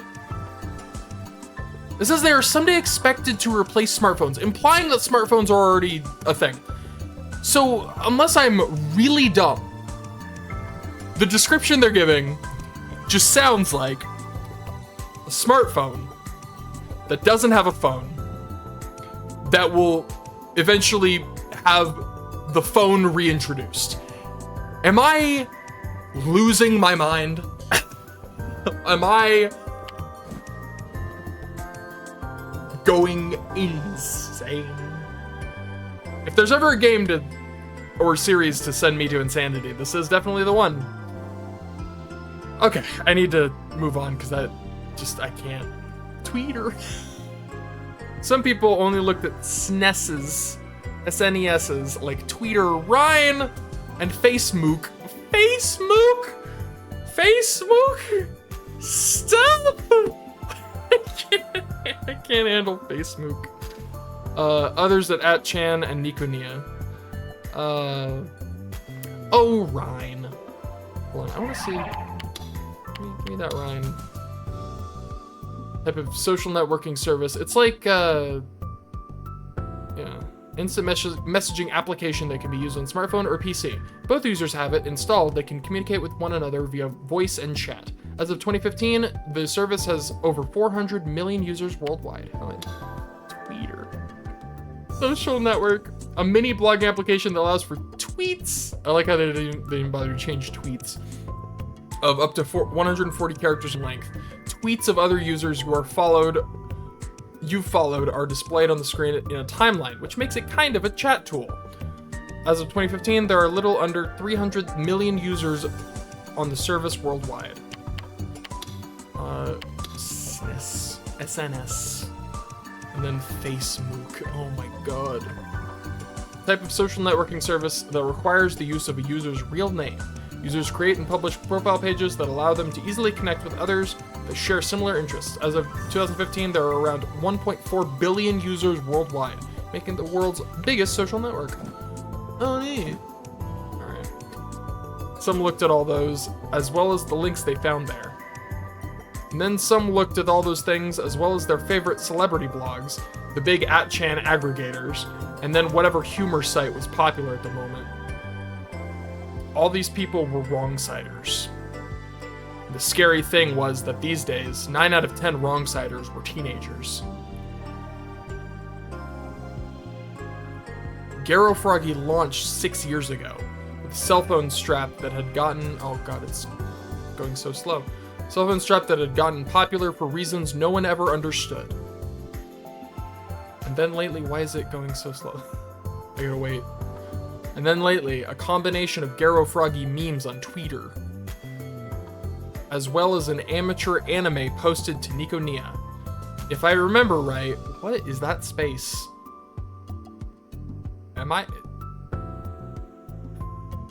It's like a chasm between those two words. If I remember right, it was a talking, dancing frog singing anime themes. Had created a fad, though I hated to use the word for something so stupid.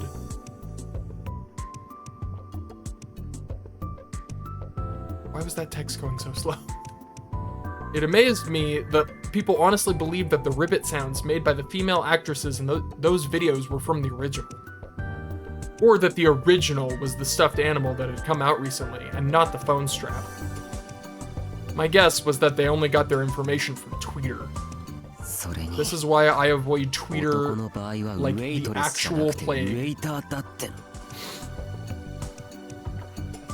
This was one of the reasons I joined the newspaper club.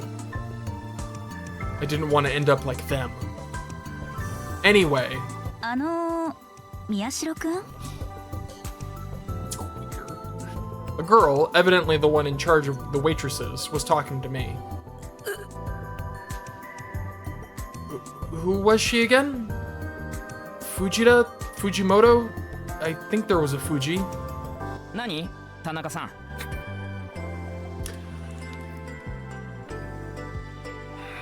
Tanaka.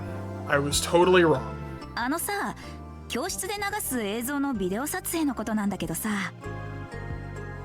What was she talking about? Oh, right. They were going to make their own versions of the Nikonia videos, where they wore costumes and danced. That sounds アップとかできるのかな? fun and good-natured. ずっと同じで撮るんじゃなくて。What? Was she telling me what to do? I didn't volunteer to videotape it. You guys forced me. Well, it was better than being told to dance or make props myself.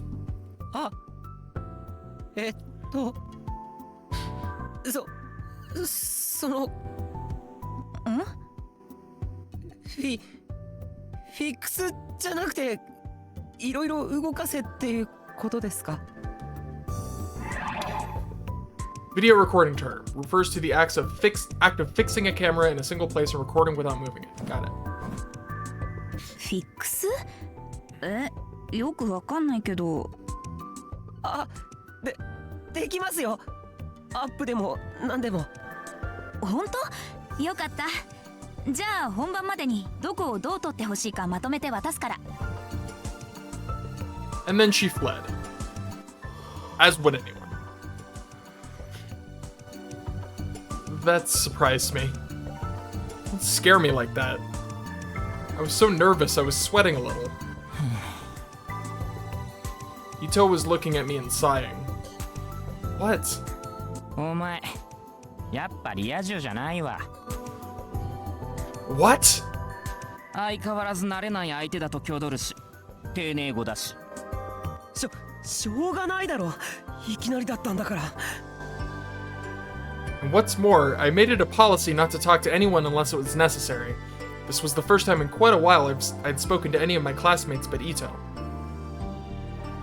どうだった？なんか自慢されてなかった？フィックスとかなんとか。んだそれ。またうんちくか？ They had already started to spread meaningless information. Stop it. Hearing whispers about me in the classroom brought back bad memories. I was starting to have a hard time breathing. おい、大丈夫か？ I must have looked like I was in pain, because Ito was looking at me with concern on his face. I quickly nodded to show that I was fine. 陰口は聞こえないように言えってのな。しかも自慢でもうんちくでもなんでもないっての。別に気にしてないよ。藤田さんは誰だよ。田中さんは情弱なだけなんだから。 That's right. It wasn't worth worrying about. She was just ignorant. Ito looked over at our other classmates who were having fun. ったく、オポチュニストが。Opportunists? Uh-oh. What did that mean again? I knew I'd heard it before. I ran a search on my pocket comm, making sure not to let Ito see. Oh man, this is relatable. It's like, oh, I totally know what that means. I swear, I totally know what that means. Yep, totally know it. Yep, I knew it the whole time. Opportunist, one who takes advantage of any opportunity to achieve an end. そうだな。言い当ててると思う。みんなと同じ方向にひよってるだけだよ。まったくな。 Ito nodded, annoyed. Good. Looks like he didn't find out. いつの時代もスクールカーストの底辺にいる俺らオタクは上部にいる方たちに話のネタを提供する運命なのか。Hold it. The school caste system wasn't something I cared about, but... おい、僕はオタクじゃないぞ。またかよ。 I take offense to that. またってなんだ。理屈に合わないことが気持ち悪いだけだ。一石。いい、ぶたなくていい。オタクの定義は流動していて、 Oh my 当初あった god. 悪いイメージは徐々に払拭されつつあるけれど。Run, Ito, run! Run as far as you can. 2015年現在でも、アニメやらラノベやらゲームやらアイドルやらにハマっている人のことを指す場合が大半だ。Thought I saw a boy reading a light novel turn toward me, but I didn't care. 僕はくだらないアニメやラノベは見ない。時間の無駄だ。He's in lecture mode. 以前お前なんかのアニメを絶賛してなかったか？なんだっけ、ブラチュ？くだらないアニメは見ないと言ったんだ。素晴らしきかな我が人生や二人のベロニカとかの名画を検索しようとすらせずに同じようなアニメばっか見て。I like how the ore got sucked into the word Veronica's. It's just got like absorbed. That's funny. Joint production between France and Poland, directed by Krzysztof Kieslowski, chronicles the lives of two girls, both named Veronica, who are born in two different countries. The scene on the bus is a must-see. A masterpiece. I am unfamiliar with the movie that is referencing. I'm pretty sure I know the movie this is referencing. Yeah. American movie released in 1946, directed by Blanc Capra. Depicts the life of a man and the strange miracle he encountered on Christmas Eve. In America, it is the quintessential Christmas movie. The sense of excitement when he runs through the city is unforgettable. A timeless classic. このアニメを見てないやつはにわかだとか言ったり。わかったわかったって。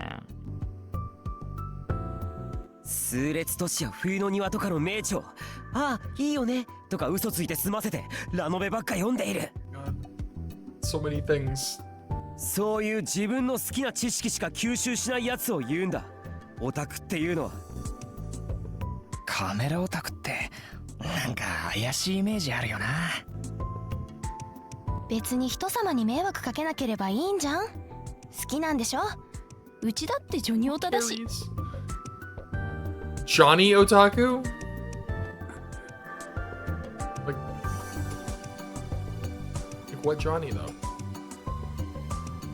But please, more than anything, I don't want to be the same as you people. I see. And then the door to the classroom flew open.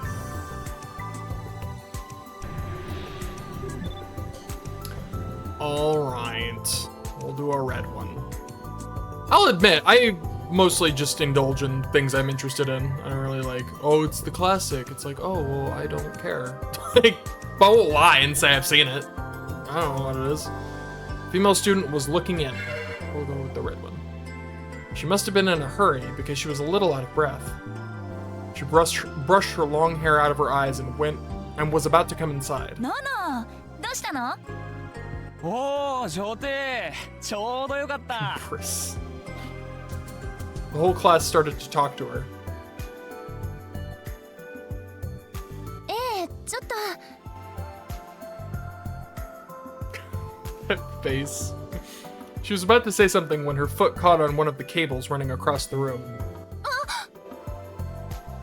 And she suddenly tripped.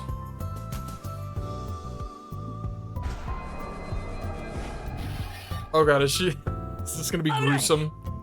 This is gonna be absolutely gruesome. Please don't be gruesome. I moved quickly. She staggered forward, but I reached my hand out to keep her from falling.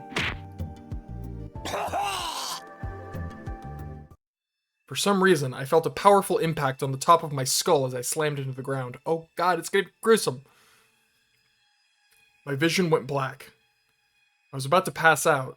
What the heck just happened? 説明しよう。つまずいた女帝はバランスを立て直そうとしてなぜかその場でジャンプし、勢い余って空中できれいに体をひねった。What? その結果、駆け寄った宮代の頭に見事なフライングニールキックをお見舞いする形になったのだ。宮代、見事な KO 負けだったぜ。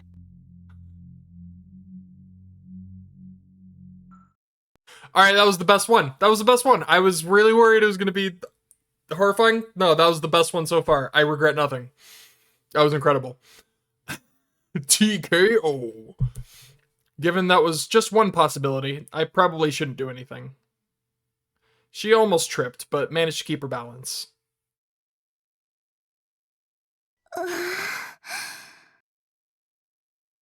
She smiled a bit and took a deep breath. All the students around her, boys and girls alike, began to move. They surrounded her as if they were welcoming a long-lost family member. ちょっと誰？こんなところにケーブル置きっぱなしにしたの。危ないな。ノノ、ごめんね。女帝、大丈夫か？ええ、気にしないで。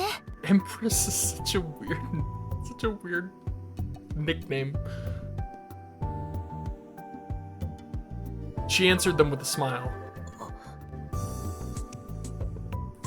I felt like our eyes met. I looked away without thinking. Nono Kurusu, the first student council president of Hekiho Academy. あのさ、うちの喫茶でキッチン側とそれ以外のこっち側のなんてのお客さんスペースってか。Kurusu smiled a little bit as she smoked. She smoked. As she spoke. The word is spoke. I said it. Spoke. God そうそう、 damn it. そのさ、間を仕切る暗幕の数の調整ってワックンしてくれた？ I'm sorry, Mr. Wacky? Excuse me? 調整？涌井先生が増田君にそう言ったの？え、聞いてない？ええ。ということは絶対やってないでしょうね。わかった。私から言っておく。大丈夫？なんか女帝先生たちから目つけられてんじゃん。てか怖がられてんじゃん。生徒会長なんて生徒側から学校側に無理難題を押し付けるためにいるものでしょ。大丈夫。なけなしの権力を振りかざすから。あと増田君、女帝はやめて。That's a really funny way of putting that. ほう、サンキュー女帝。あなたね。Most of the boys in the class called Kurusu Empress as a joke. She'd gotten the name after becoming a hero to her fellow students through gallant deeds like putting an end to the principal's endless homeroom speeches. Not to mention bringing more types of bread to the school store. のーのー、着ぐるみありがとね。ぴったりだった。田中、それ私が試着した時最後までファスナー上がらなかったんだけど。あっと地雷呼び込み禁止にするからね。あーごめん、嘘ピチピチだから。これは割とマジで。いやてかどうせ胸で引っかかったんでしょ。冗談、期待してるから笑い取ってよ。She sure was popular. She even knew the names of students in other classes. The top of the school caste system. That was the first phrase that came to mind. And then... タクル、話があるの。ちょっと来てくれる？ Kurusu walked all the way over to me and Ito. Her expression was so kind, it seemed like she had to be putting on some kind of act. I could see that all the people who'd been surrounding her were staring at me. 女帝、カメラっ子に何の用だ？友達なのか？え、知らないの？ The camera kids. はあ、マジでI ignored my classmates' whispers and focused on Kurusu.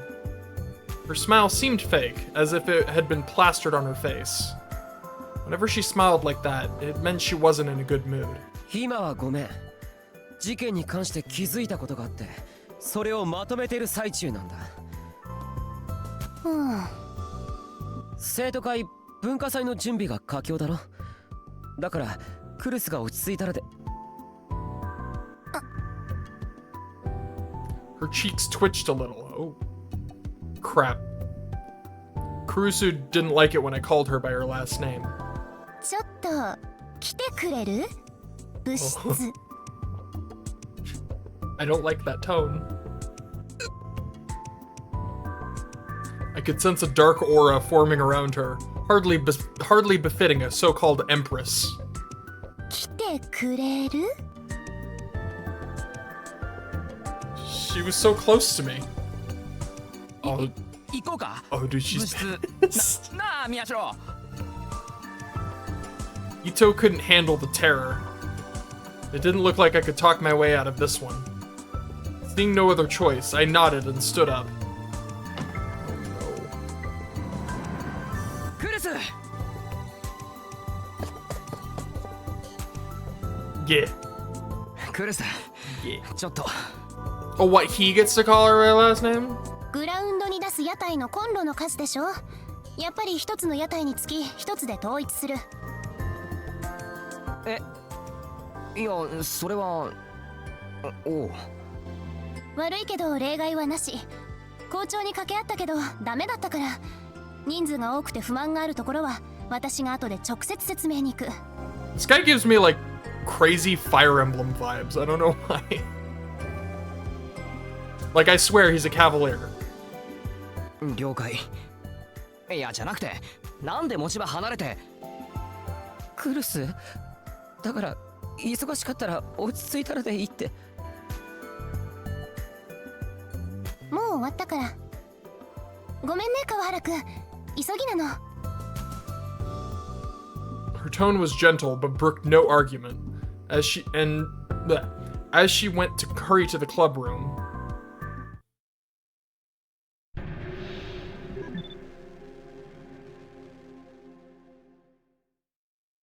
Miyashiro, またお前か。 Give me the red. 今度は何したんだ。 Kawahara cut her off. I didn't know his first name. He was in the same class as Ito and I, and he was the vice president of the student council. いやいい。言わなくても分かってる。また例のくだらない記者ごっこだろ。それとも探偵気取りか。 I knew why he was giving me a hard time. He didn't like the fact that Kurusu was spending time with me. 別にその何川原くんに迷惑はかけてないと思いますけど。かかってるんだよ。クルスの時間が割かれると同じ生徒会の俺たち全員にな。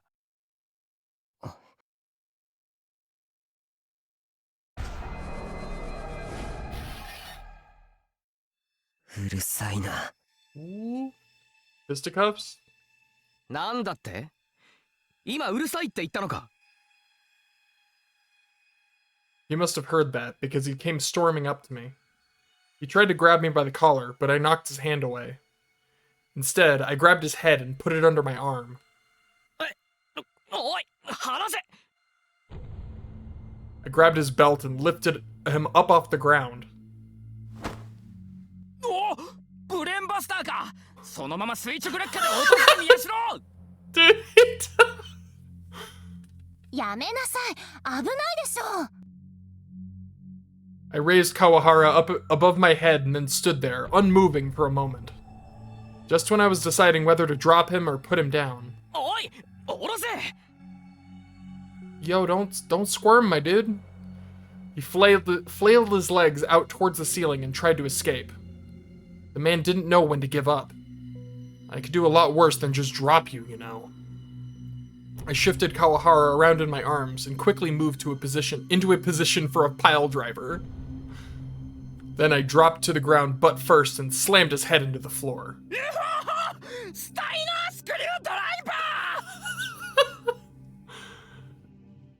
ー。 I heard an awful crunching sound. Did you just kill that guy? Don't. His skull must have fractured. But just before I dropped him, I let go a little, so it didn't hit as hard as it could have. If I hadn't, he would be dead right now. タクル、やりすぎよ。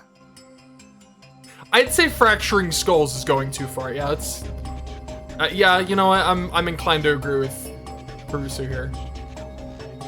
Kurusu's face was expressionless. 警察に通報するわ。僕が悪いんじゃない。僕を苛立たせた川原くんが悪い。そんな理由で人生を棒に振ったの。あなたがそんなに愚かだったなんて知らなかった。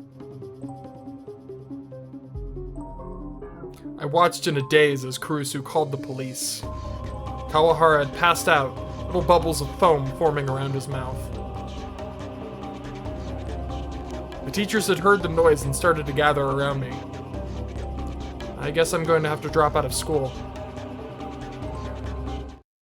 Yeah, don't do that. Don't resort to violence. Yeah, that's what would happen.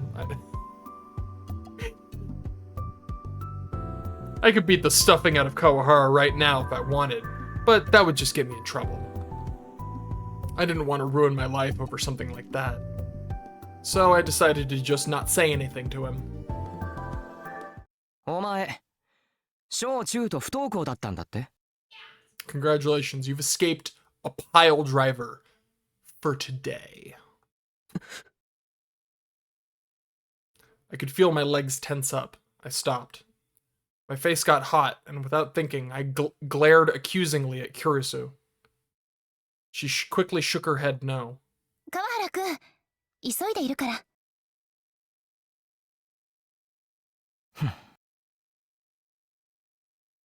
But he kept on staring at me. Yo, if you have so much respect for her, maybe like, don't just ignore her like that. Do what she's asking you to do. Maybe let her live her own life, That's cool. I felt like he was grinning a little. It pissed me off. There was nothing I could say. I did the best I could to ignore him and turn away. I ignored what sounded like a little laugh and hurried to the club room. What a douche. Screw that guy. 違うからね。 The second the three of us were alone in the club room, her expression changed. The smile plastered on the student council president's face disappeared. This was who she really was. 何が？川原くんが言っ She てたこと。 grumpy. 私が彼に言ったわけじゃないから。別に気にしてないよ。嘘。 Really, it didn't. Everything about me was different than it used to be. まあまあ。で、何副部長。話があんでしょ。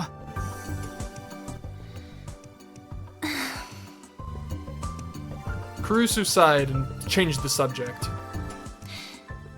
タクル、あなたちゃんとご飯食べてるの？少し痩せたんじゃない？ Huh? Where was this coming from? これからどんどん寒くなってくるでしょ？住んでるところの防寒対策とかちゃんとしてるんでしょうね。 Ugh. Crap. She was in nag mode. She's in nag mode, he's in actually mode. 結局就職で提出したんですって？進学で提出しなさいって言ったのに、勉強できないわけじゃないんだから。確かに今からだと厳しいけど、受験なら私が面倒見るってこれも前に言ったでしょ？調べたの？というより話ってそれ？どうなの？ちゃんと食べてるの？ Wow, she really is in nag mode. 食べてるよ。 Jeez. 大丈夫だって。 I waved my hand to bring the conversation to a close. I didn't want this to end the way it used to, with a 6-hour lecture about how every aspect of my life was wrong, followed by hard labor as my punishment. Kurusu looked like she still had a lot more to say, but a moment later... あなた、先週の金曜日、学校サボったでしょ？ Huh? Oh, so that's what this was all about. サボったよ。別に問題ないだろ。あるに決まってるでしょ？どこで何してたの？ストレージにアップした画像、あれを撮りに行ってたんじゃないの？ Damn it, I figured that would be it. She was right. The pictures I'd taken from the karaoke box were from last Friday, when I'd skipped school. I'd started staking out the place early that morning, and waited for the manager of the condo building to open the curtains. 苦労したんだ。でもおかげで警察以外まだ誰も見てない現場の画像を撮れた。こういう事件ばかり追いかけるのはやめなさいって前から言ってるでしょ。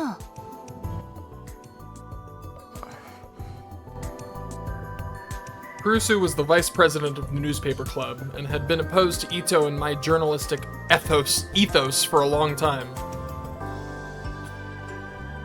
We'd spend most of our time investigating crimes in Shibuya. Stuff like the attacks on the homeless people that had been flooding the city ever since the earthquake.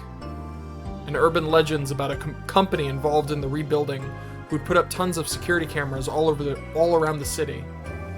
And a serial arson case where the culprit had never been caught. Now these strange deaths.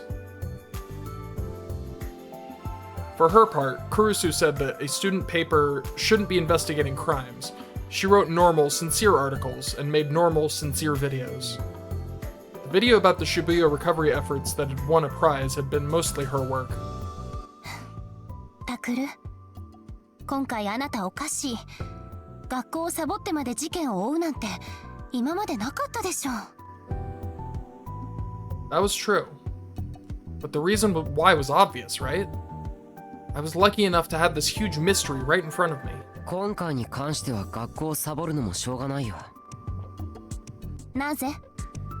だって新聞部を立ち上げてから初めて起こった渋谷での大きな事件じゃないか。こんな美味しいネタ。おいしい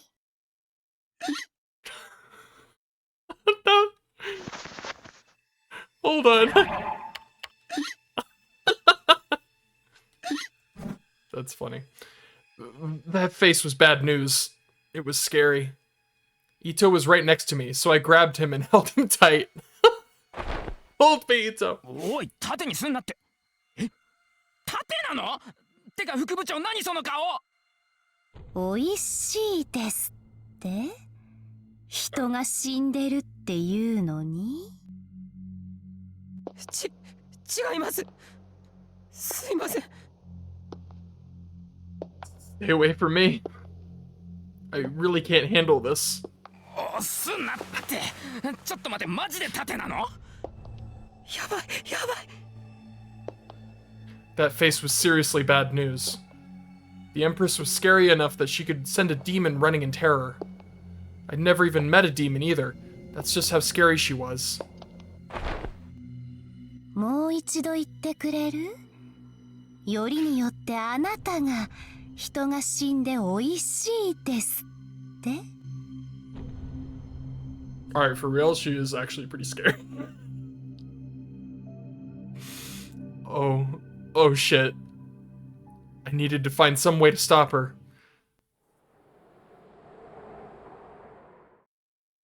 Then I felt the wind rush by my ears.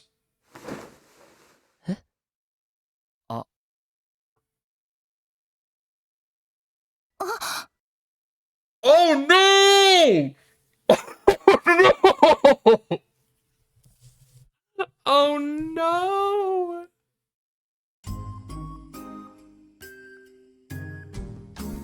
Oh my god. And at the worst possible time, the wind blew through the room. Kurusu didn't even have time to hold down her skirt. Oh my god.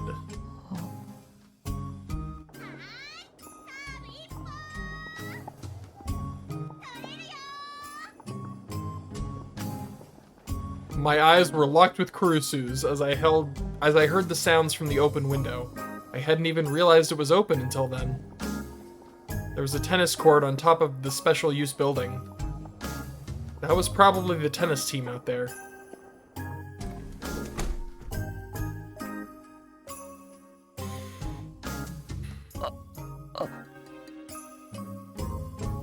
I needed to say something. You really don't. That seems like a really bad idea. Don't say things.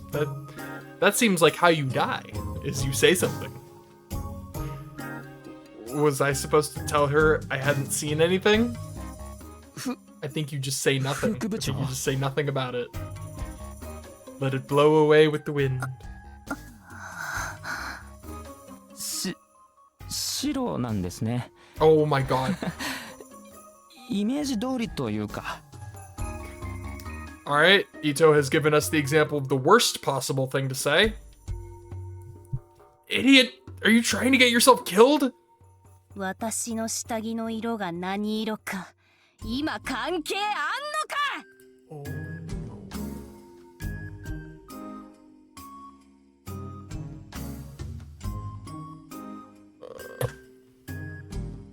What? Oh.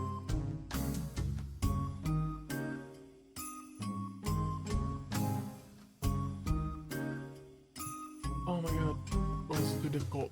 Okay. Asshole. I flinched at the sudden noise. I'm sorry.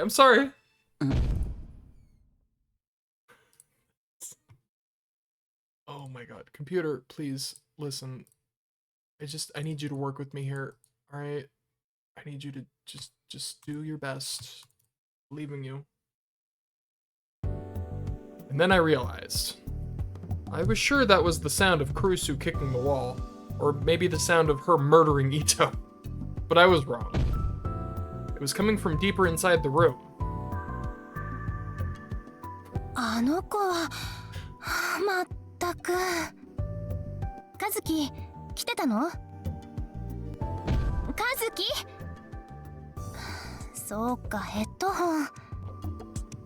Oh, yo, is she playing, I forget what it's called. The MMO.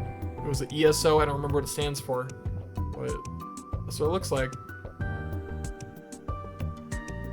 Kurusu sighed and pulled off the headphones that Kazuki always wore. 円数2でイラついたからって壁を殴るのはやめなさい。 Oh, it's 何 ESO 度も言ってる 2? でしょ。 ESO 2? It got a sequel. Abbreviation of Empire Sweeper Online 2. The sequel to what was once Japan's largest online RPG.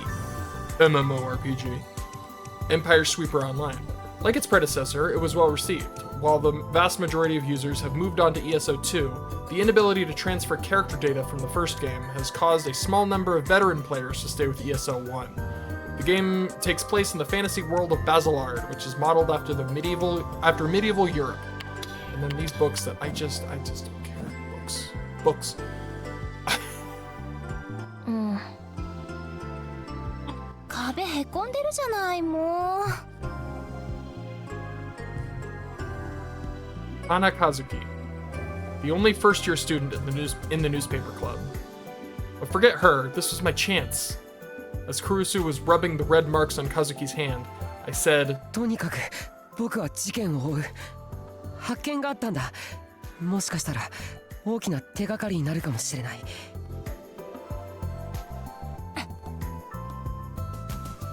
Kurusu glared at me for a moment, but おお、マジか。よし、すぐ準備する。聞かせてくれ。ぜひ聞かせてくれ。 Ito hurried over to the club's computer, desperate for any chance to escape his doom. I stared back at Kurusu for a moment, and then... PC 立ち上げてストレージの画像プリントアウトしてくれ。了解だ。 Ito's voice was louder than it needed to be as he turned on the computer. もう殴らないこと。いい？うん。 Maybe she took pity on poor Ito because she didn't say anything else, but she still crossed her arms and glared at us as she leaned against the wall. She was at least going to hear me out, it looked like. Or maybe this was just her way of making sure I didn't escape. お前、後で飯をおごれよ。なんで？やだよ。盾にしやがって気まずすぎんだろ。こんなもん10-0の巻き込まれ事故じゃねえか。それは謝るけど、でも今回はまだマシだ。手が出なかったから。え？手って副部長？ He nodded. Kurusu was the girl that everyone looked up to, but she was actually very short-tempered. It would take me more than 5 fingers, but less than 10 to count the number of times she'd slapped me hard. Wow. When I told him that, マジか。そんな、なんていうか、ありなの？そんなことする女子高生本当にいんのか？ヒスか S っ子手前じゃん。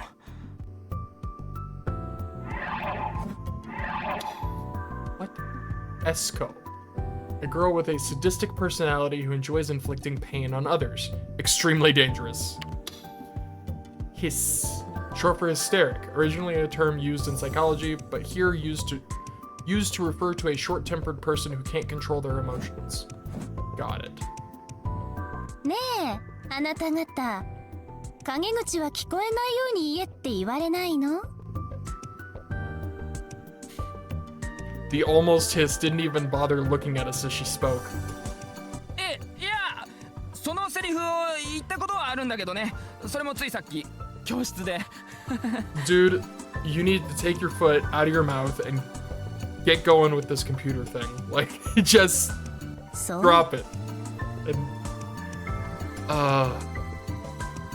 and then she fell silent. She was scary as hell. Felt like even if I moved, it felt like if I moved, she'd kill me. おごりだ。決定だ。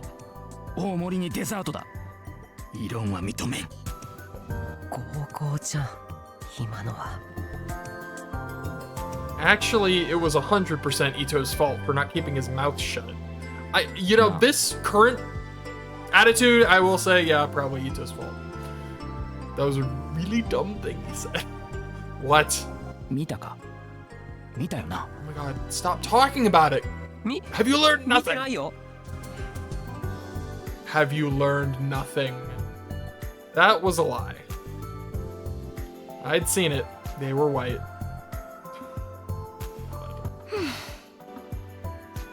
I glanced at Kurusu out of the corner of my eye.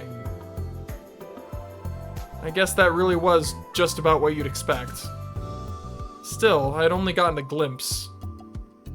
It was entirely possible I'd been mistaken.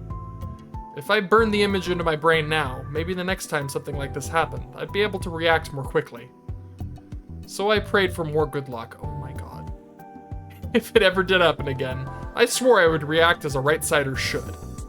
A right-sider wouldn't panic over something as insignificant as seeing a girl's underwear. In a situation like that, it was critical that you stay calm. When she heard Ito turn on the printer, Kazuki trotted over like she usually did.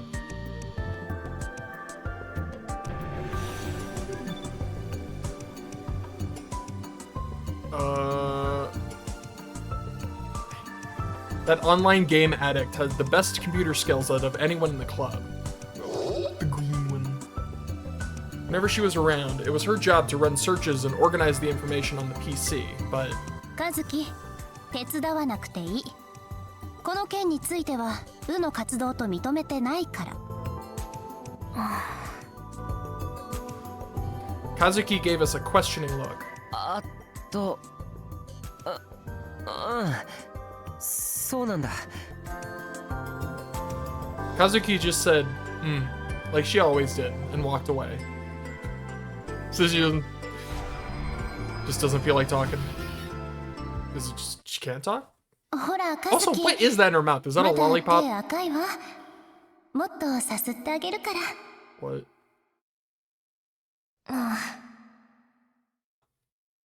Oh no. Kazuki obediently walked towards Kurisu.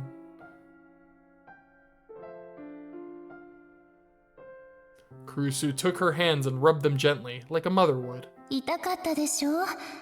どうしてそんな無茶をするの？どう？まだ痛い？痛いの痛いの飛んでけ。 Oh my god. カズキどうしたの？急に抱きついて。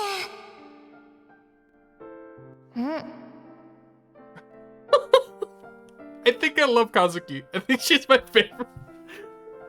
まあ甘えん坊さんなんだから。あ、もしかして私がしばらく部室に来られなかったから寂しかったの？ Also, this is...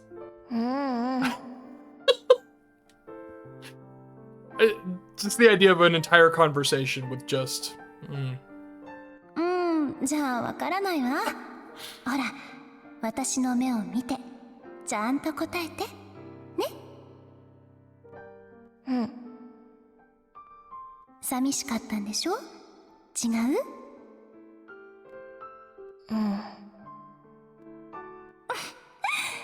照れちゃって可愛いのね。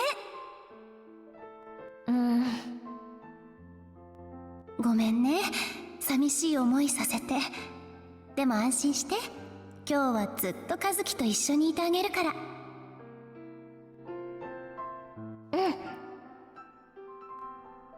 私もあなたと一緒にいられて嬉しい。手の痛みはもう引いた？まだ？じゃあとっておきのおまじない。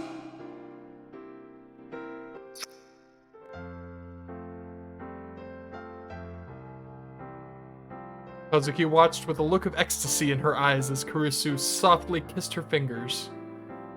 Felt like I was seeing something I shouldn't, so I looked away. 和樹の指細くてとっても綺麗。 Oh my god. うん。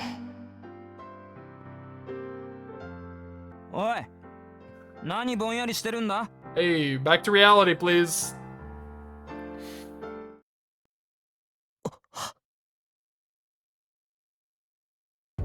宮代？いや別に。うん？ I chased the stupid idea out of my mind. Kurusu was nice to everyone, even girls like Kazuki who couldn't communicate with others. Of course, in reality, Kurusu and Kazuki had never done anything like that, and they never would. Kazuki put her headphones back on and went back to the corner of the room. She started slamming keys again. She's the best. Already, she's the best. She said one thing, and she's the best thing. I never did know how to talk to her. Actually, it felt like it had been forever since I'd even spoken to her. If you could call this a conversation, that is. She'd been a part of the newspaper club for 6 months, and all I knew about her was that she liked games, knew a lot about computers, and hated talking. In the end, Ito printed out the pictures, and I took them and went in front of the bulletin board before Kurusu changed her mind. Now, what is this world-shattering revelation? If Kurusu was going to listen, it was probably better to start at the beginning.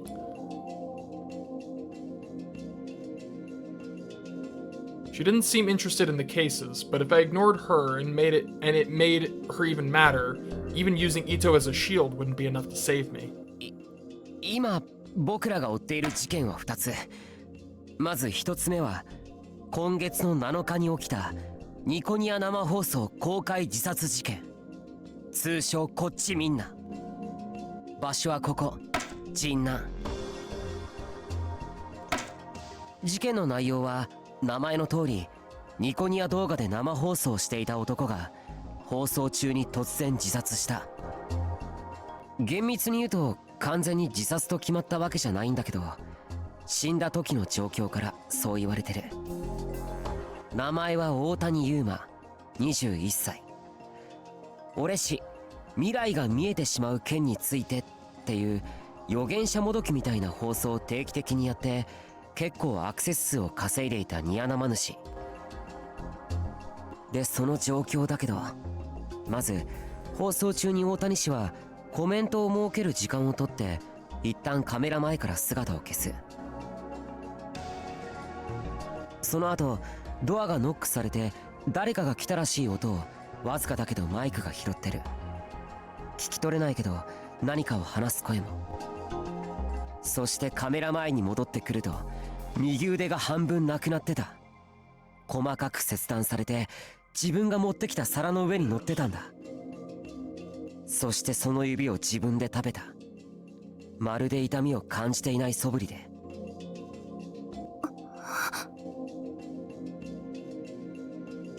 That is what happened. Kurusu's expression changed a little. She probably hadn't known that. The suicide had been big news, even on TV, so she'd probably seen it there, but the details had been so horrific that the news hadn't broadcast them.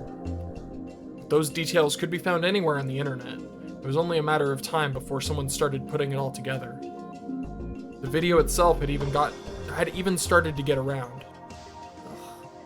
そして少し経ってからいきなり苦しみ出して死亡した。見ていた人は事件として発覚するまでいたずらか何かだと思っていたみたい。出血性ショック死な。警察の発表でもそうなってたし、混沌するまでの時間を考えても間違いない。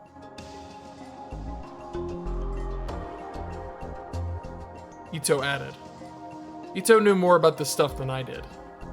He was a fan of bizarre murders, and he'd read 10 times as many killers' diaries and non-fiction crime books as I had. 何らかの理由で精神が錯乱した上での自殺って見解が濃厚らしいけど、警察は自殺の直前に部屋を訪ねてきた誰かを探しているらしい。もしかしたら Yeah, I imagine that might be relevant. 自殺教唆の疑いがあるんじゃないかって。 In Japan, if you saw someone trying to kill themselves and didn't intervene, it wasn't a crime unless the police could prove you wanted them to die. But aiding in a suicide or encouraging someone to commit suicide was illegal. That meant that the police were probably looking for whoever met Otani just before his death. I mean, also especially considering it's not 100% certain if it's a suicide. Kurusu was silent, but she was looking at the board and seemed to be listening. It seemed safe. On to the next case. 2つ目は19日に起きた事件。死体の状況から音漏れ炭っていう通称がついてる。場所はここ、深セン。名前は高柳桃音、20歳。ニコニアの歌ってみたの歌い手で、最近ネットで有名になってきてるアニメソングのコピーバンドのボーカル。復興祭のステージで歌うことも決まってた。バンドの派手な衣装を着たまま一人でストリートライブもしていて、晴れの日は毎日決まった場所、決まった時間で演奏していたらしい。その日はいつもの場所にかなり遅刻して現れてライブを始めた。だけど何か様子がおかしかった。声が小さくていつもの感じじゃなかったらしい。そして結局ライブの最中に死亡した。こっちも失血死。ライブを始める前からお腹を刺傷していたんだ。妙なのがやっぱり遺体の状況で。伊藤、再生してくれ。お。Ito tapped a few keys on the computer's keyboard, and a moment later,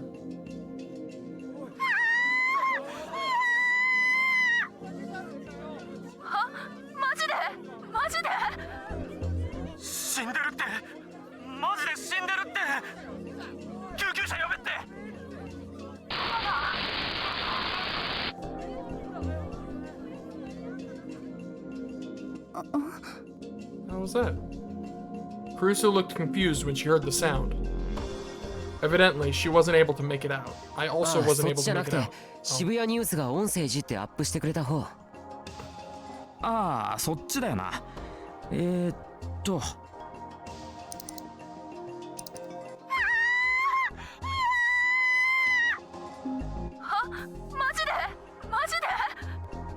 死んでるって、マジで死んでるって。救急車呼べって。ありがとう。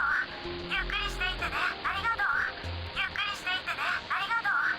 ゆっくりしていって。Her expression changed. She must have been able to hear it this time. ありがとう。ゆっくりしていってね。常連のお客さんによれば、いつも彼女はこの一言からストリートライブを始めていたんだって。Like a phrase often used at the start of videos on Nikonia. The phrase itself was originally a piece of ASCII art. ニアドユーザーだからな。なんでも歌ってみたの歌い手の中では彼女のライブが一番だって最近評判だったらしいぞ。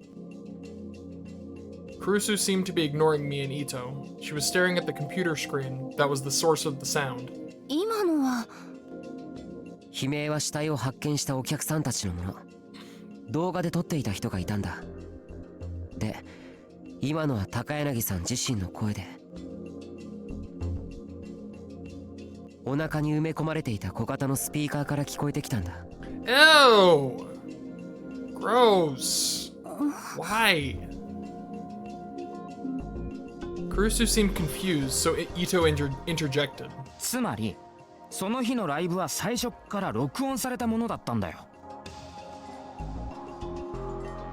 後で発見された証拠によると、彼女はコンビニで売ってるカッターで自分で自分の腹を裂いて Bluetooth のスピーカーを埋め込んだらしい。ガムテープで止血とも呼べない適当な応急処置をした後、着ている服と衣装でその傷を隠してライブを始めたんだ。Gross. But 最初は録音した自分の声に合わせてギターを弾いていたらしいんだけど、途中からは歌声だけになった。それからはうつむきっぱなしだったみたいだから、その時にはすでに死亡してたんじゃないかな。だけどお客さんは様子がおかしいとは思いながらも気づかずにずっと聴き続けて、彼女のポケットに入れていた携帯音楽プレイヤーが傷から流れた血液で壊れたのか、最初からそういう設定だったのか。とにかくさっきの音声トラックがリピート再生されるまで死んでいるとは気づかなかった。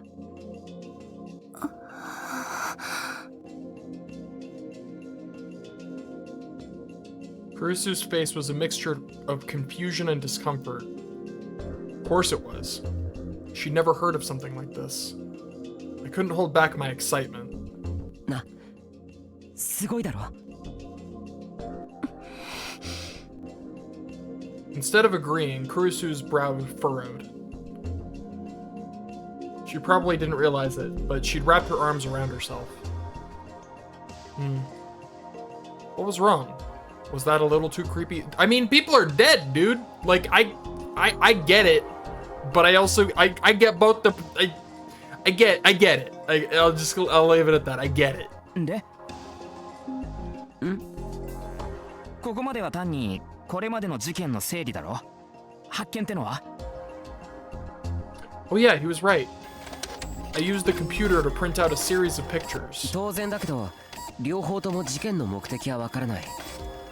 今のところ唯一の不審人物である大谷氏の部屋を訪ねてきた人間が何者で何を考えて何を話したのかも見当がつかない。でも僕はこの妙な事件はまだ続くと思う。被害者の共通点からの推測でしかないけどね。は？マジか？ I mean, they both had, like, he had, like, he was like, oh, I can see the future, precognition, right? But she also had, like, some kind of weird power where, like, her voice entranced people and it was freaking her out. I guess they don't know about that. So I don't know if that's...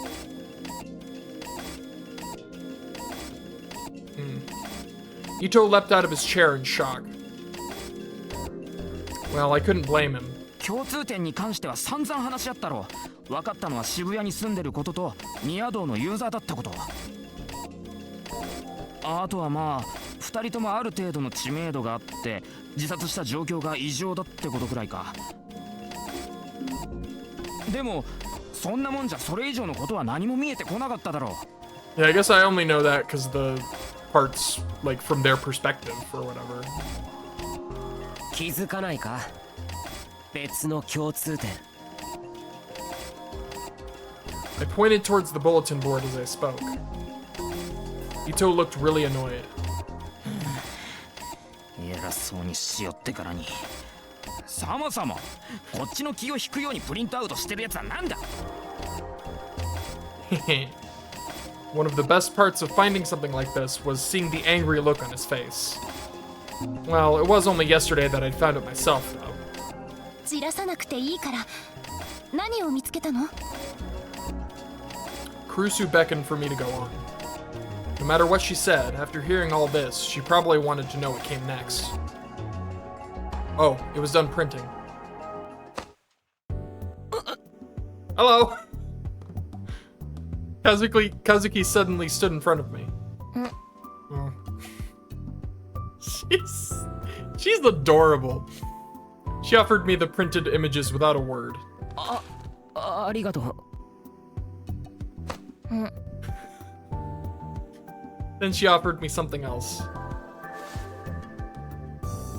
A lollipop?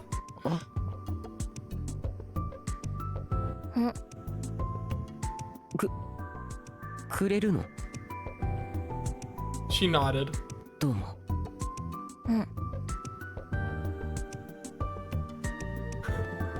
Kazuki seemed to be communicating in her own unique way.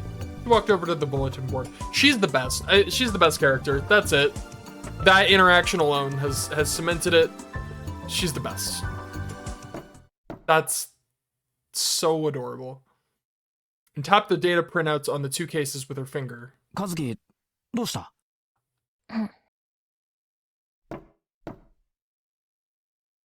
She did it again. I saw the part she was pointing at and nodded. そう。日付だよ。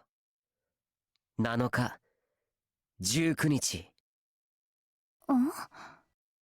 共通点。9月7日と9月19日。渋谷で発生した異常な事件。わかるだろ？ I kept looking at Ito. Usually, he would be the one to pick up on this. A second later, he froze. He must have figured it out. 猟奇マニアのお前ならわかるだろ？ I pinned the images I just printed out onto the bulletin board's map. 9月7日、集団ダイブ。9月19日、妊娠男。Pregnant man. 9月29日、貼り付け。10月10日、ヴァンパイア。10月23日、ノータリン。10月28日、うまい手。Oh god. I forgot about half of these. ドキュンパズル。 Team puzzle. Yeah. ニュージェネレーションの狂気。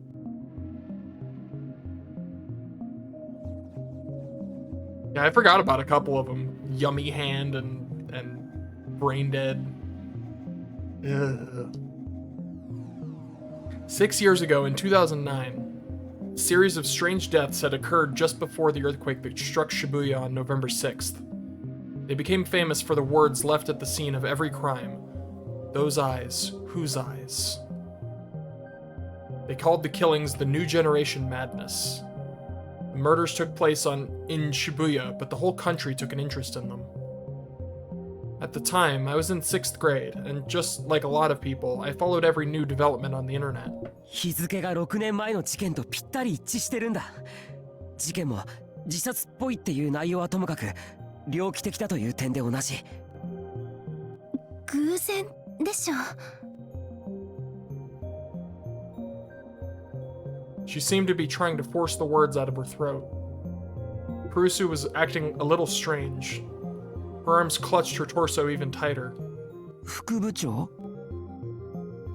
Maybe it was because of all the creepy pictures she'd seen. Kurusu was clearly shaking.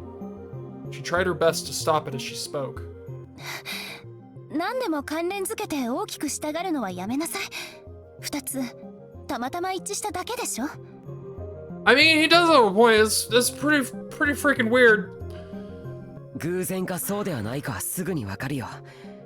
ニュージェネ第3の事件が起こったのは9月29日。つまり今日だ。もし今日渋谷でまた妙な事件が起こったら、その時は間違いない。偶然が3つ続くなんて放っておける要素じゃないだろ。Phone rang. It was mine. はい、もしもし。いや、事故？とにかくタクの言う通りのことが起きたかもしれないんだよ。 I could feel my heart starting to race as she spoke. Welp. It was a love hotel area in Dogenzaka, 5 minutes from Shibuya Station. A few days ago, there had been some kind of suspicious fire here, and I'd come to do some reporting.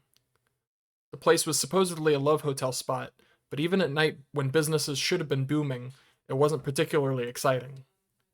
During the day, when all the lights were turned off, if you didn't look at the signs, it wouldn't look very different from your average neighborhood. One of the buildings was a 4-story love hotel with the terrible name Fairy's Dance. It faced a narrow street and there was no parking lot, so the police car was parked at a meter nearby. こっち。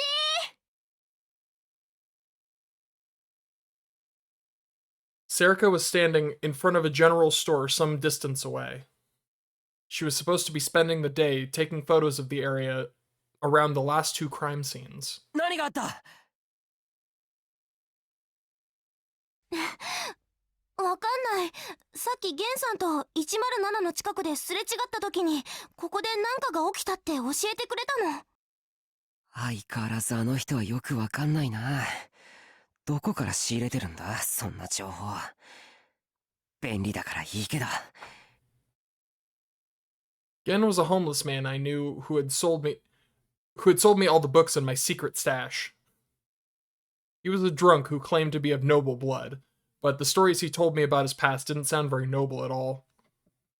The guy was a weirdo, but since he spent all his time wandering around Shibuya, he knew a surprising amount of info about it. でも大事なのは間違いないっぽいよ。さっき中に入ってった警察の人が応援呼んでたみたいだし。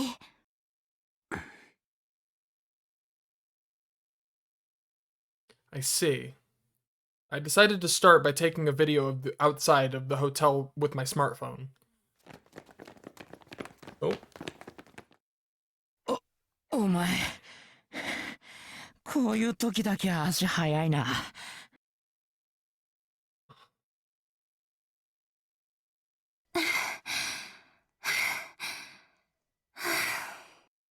I'd left the two of them in the club room, and they'd only just now caught up with me.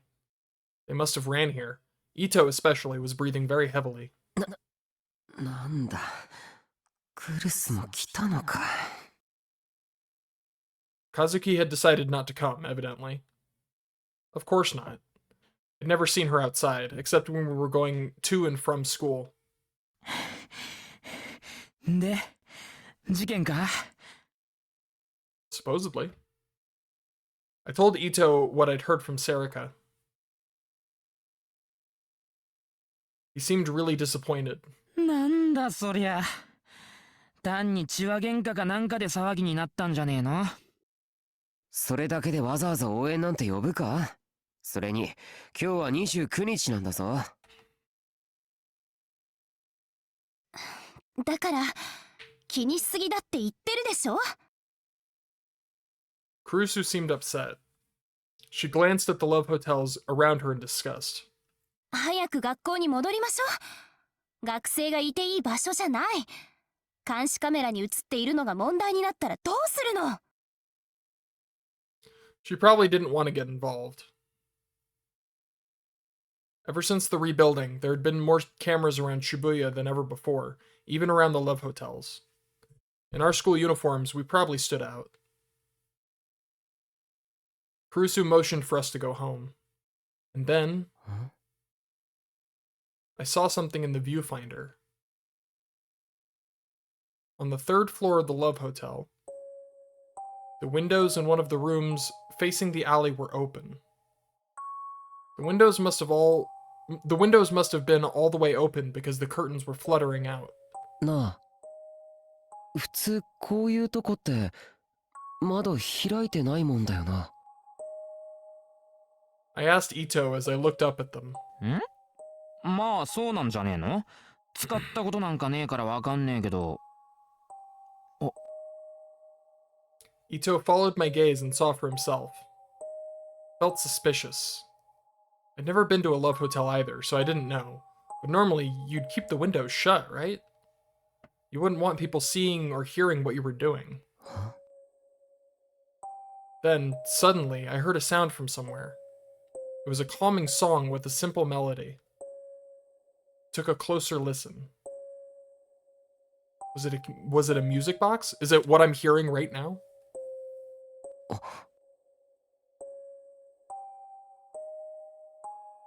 It definitely was. It was coming from the room with the open windows. It sounded like it was inviting us in. What was going on? I looked around. The building across from the open window was another love hotel, but it had no windows on that side. I couldn't look into the building like I'd done with the karaoke box last week. And I certainly couldn't climb my way up. ちょっと何考えてるの？ I must have had a pensive look on my face because Kurusu turned to me and asked, バレないように中に入れれば。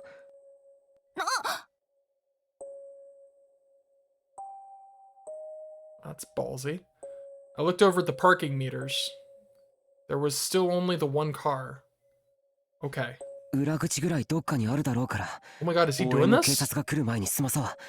伊藤、そっち側から回ってくれ。おお。僕はこっち側から。ちょっとタクル、こっち見なさい。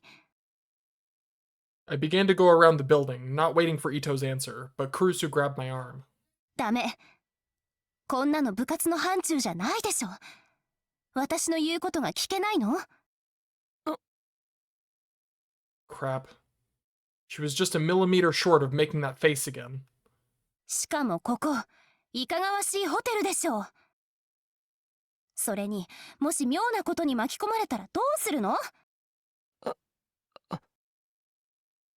I knew all that, but I didn't want to give up. This might be my chance to get a real scoop. 停学にでもなったらどうするつもり？姉として弟を危険な目に遭わせるわけにはいかないの。弟というか家族でも何でもないじゃんか僕たちは。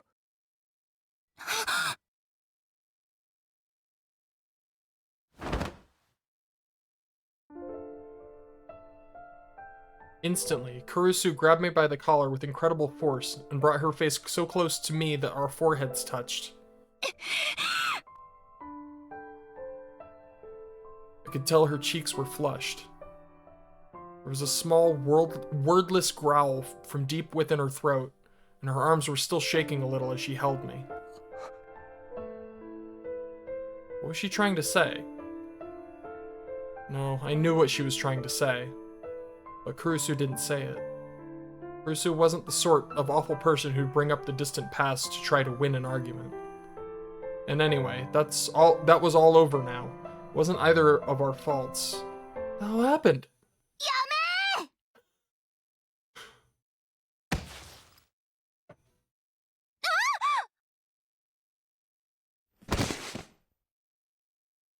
Suddenly, Sarika ran over and tackled Kurusu. Oh my god, that's funny. The momentum slammed both of them into the ground. ちょっとセリカ、何して？ Yo, sacked. 喧嘩はダメだよ、のんちゃん。たく、5人でみんな仲良くが新聞部のモットーでしょ？ No, that was never our motto. しんちゃんも止めなきゃダメじゃん。いや、つうかどこ行ってたんだ？ Ito's like, no, well, I value my life, so... ああ、そうだ。喧嘩してる場合じゃないんだよ、たく。 She suddenly hopped up like a cheap toy. 裏のドア開いてる。喉乾いて自販機なくてホテルの中ならあるだろうと思って裏のドア見つけて開けて。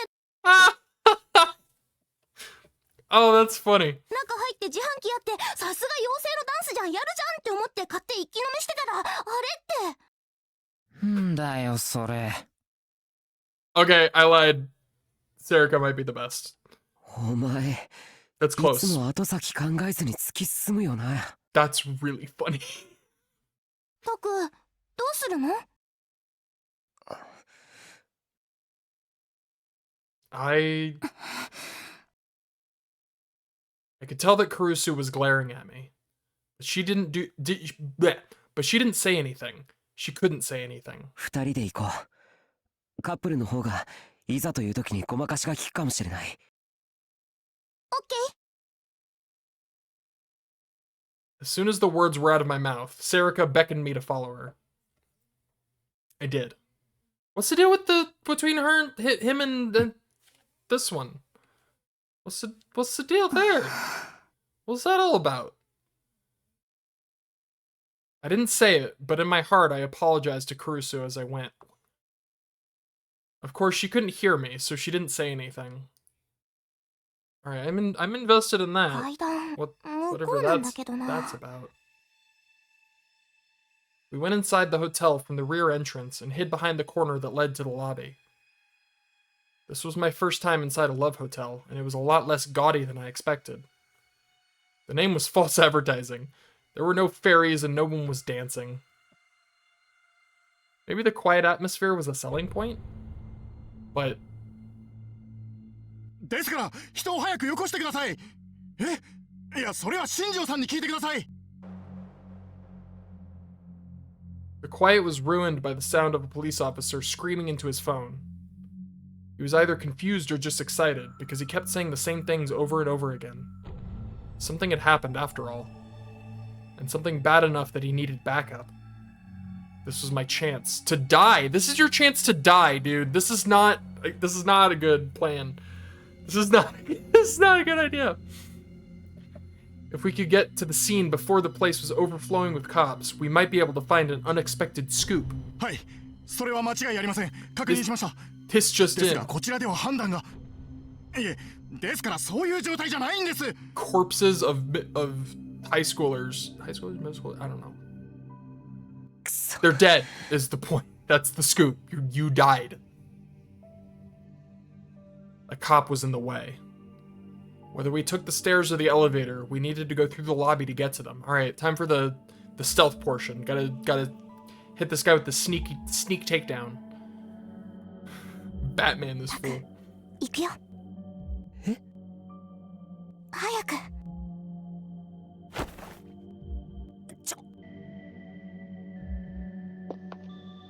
Serica took me by the arm, as if we were a couple, and entered the lobby without trying to hide at all. She ignored me and walked straight for the stairs. おい、 The cop must have seen us because he yelled at us from behind. Shit. He probably hadn't seen our faces. Should we run? No, that would just make us look suspicious. 部屋から出るなと言っているだろう。はい、いえすいません大丈夫です。それより早く応援を。 Well played. He started to mumble into the phone.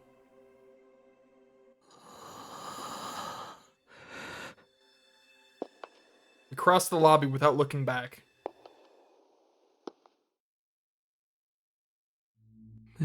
Well played? Well played?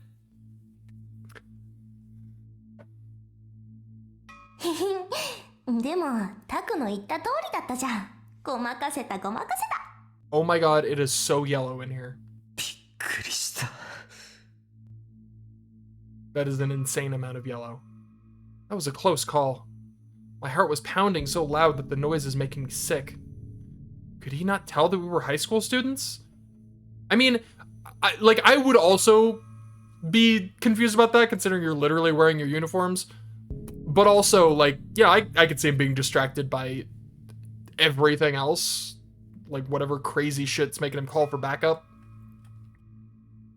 Then again, cops should probably not be that easily distracted. No, even if he only saw us from behind, he'd be able to tell by our uniforms. Why didn't he arrest us?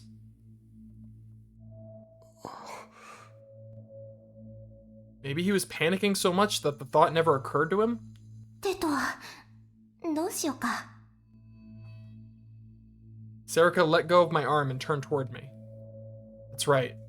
Now wasn't the time for thinking about other things. 外から見たあの場所が現場かどうかはわからないけど、とりあえず3階から当たろう。そこが外れだったら他の場所を見ていく。警察の応援が来たらそこで切り上げ。でも警察の様子から見て、やっぱり何か事件があったんだ。絶対に取って帰ろう。オッケー。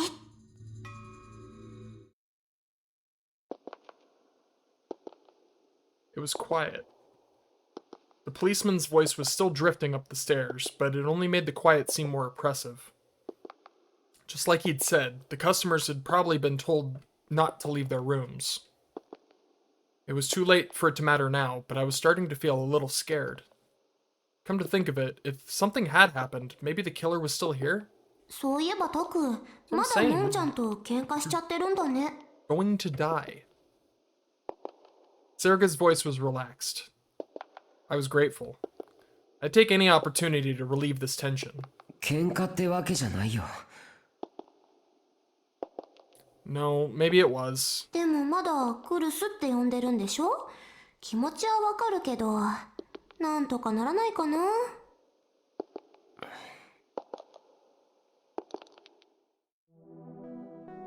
Until half a year ago, I'd called her Nono, her first name. After the incident that had caused me to leave the dorm, I'd never called her that again. As long as I kept calling her Kurisu, she'd keep being mad at me. It must have been hurting some important part of her. タク、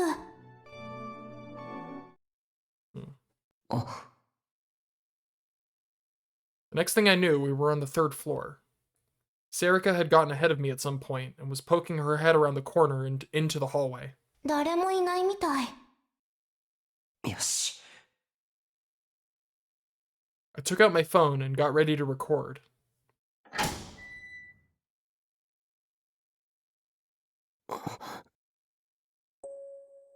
As soon as I went into the 3rd floor hallway, I found myself holding my breath.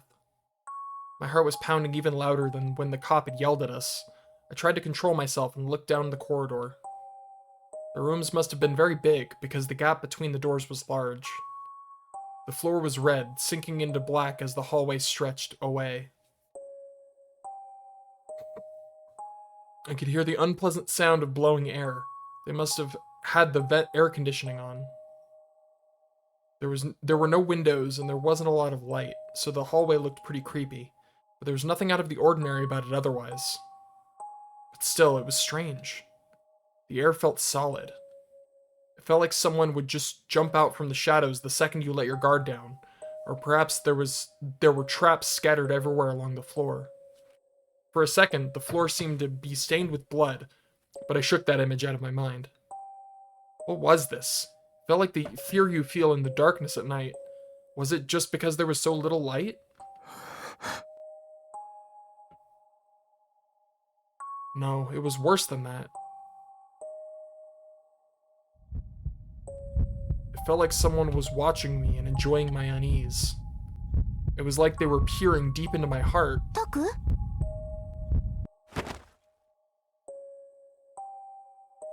I almost jumped off the ground with a start. どうしたの？ Don't just talk to me like that. You scared the hell out of me. なんでもない。なんか変じゃないか。 I gestured with my head down the hallway. Sarika looked past me into the darkness. そりゃ暗いからなんか不気味だけど、雰囲気作りとかじゃないの？ Was it? Was that all? Was I being too sensitive? I tried flipping the light switch on the wall next to me, but nothing happened. Maybe the bulbs were burnt out, or maybe it wasn't the switch for this hallway at all. Damn it. This wasn't 1407 or something. What the hell does that mean? Like a 2007 American horror movie about a hotel room where all the occupants commit suicide.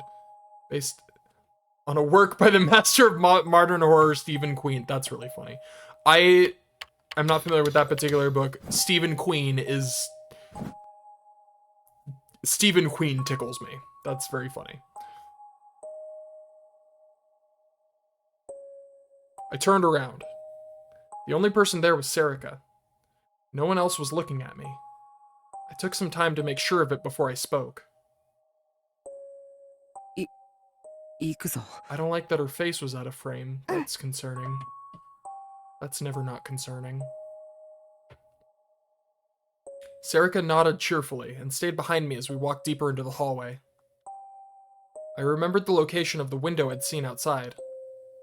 It was probably deeper in the hall, the furthest one back, or the one before it. あの二つのどちらかかな。 As I walked silently, as I could down the long hallway toward the last rooms on the left side. With every step I took, I could feel the sensation of the hallway floor through the bottom of my heels. It was like I was being forced to think about the nerves that I had never used. My body felt very tense. I didn't see any cops in the hallway. Usually, they'd at least leave one person here at the scene. Was this the wrong floor?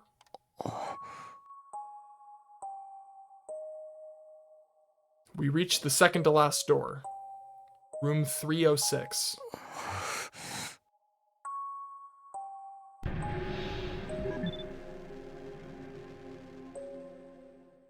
We don't need more negativity in our lives right now.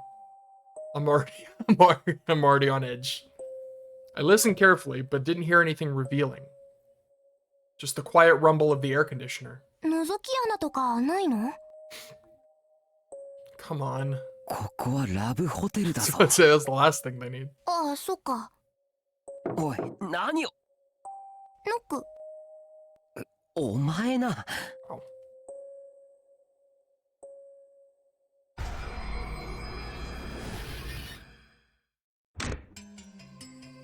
And suddenly the door opened.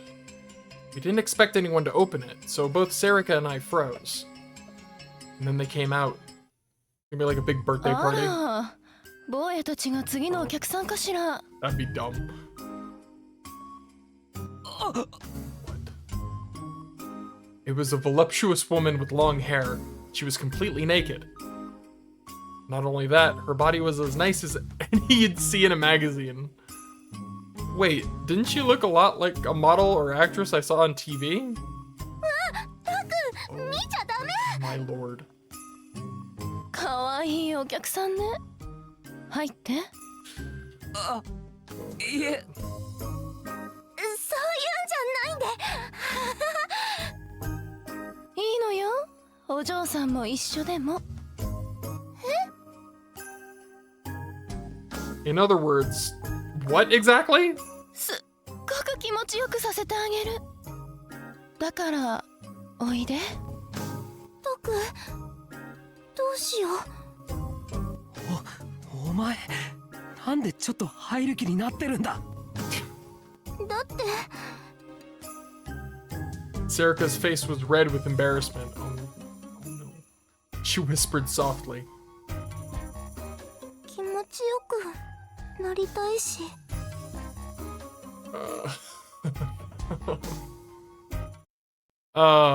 そんな状況じゃないだろ。 Alright, that one was short-lived. Something was wrong with me. そんな状況って？ Damn it, I'd said what I was thinking out loud. いや、なんでもない。 Sarika was still knocking on the door to room 306, but no one was answering. 警察もいないし、この階じゃないのかもな。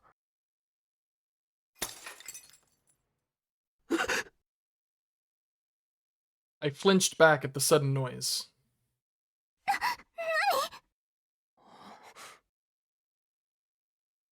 Was that the sound of breaking glass? 隣からだったよな。 She was clinging to my back in surprise, with her hands on my shoulders. 多分奥でしょ。 Sarika pointed to the next room. We stood there for a moment. The violent sound must have scared her because Sarika's easygoing mood had totally vanished. But we waited a while and nothing more happened. There were no voices or sounds of struggle. The hallway was the same as ever. But was I imagining it, or was the hall a little darker than before? 戻った方がいいか。 Sarika didn't answer my question. She didn't seem afraid, but she had a serious look on her face as she stared down the hallway. Maybe something had happened, and the killer was still there. No, wait, I needed to think about this rationally. There was an officer on the first floor who'd called for backup. Usually, when a call came in, the police never came there alone. There was always more than one.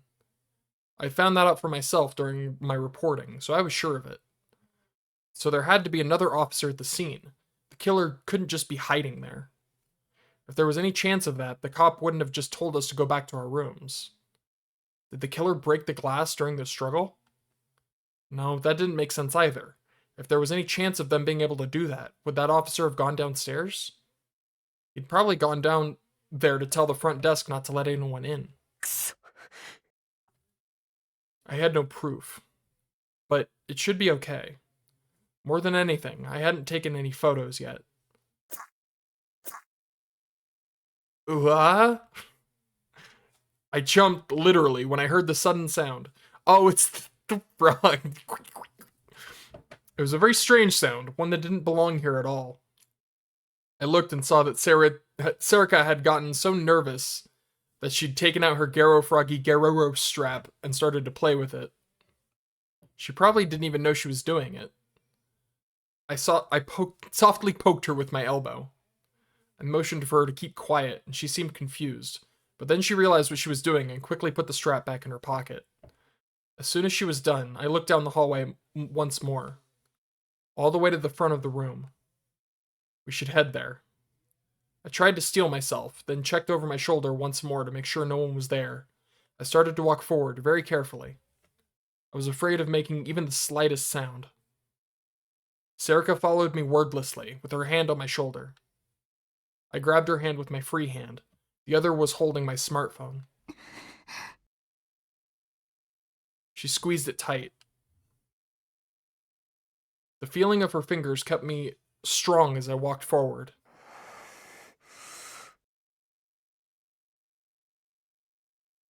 The next room. Room 305, the room at the far end of the hallway.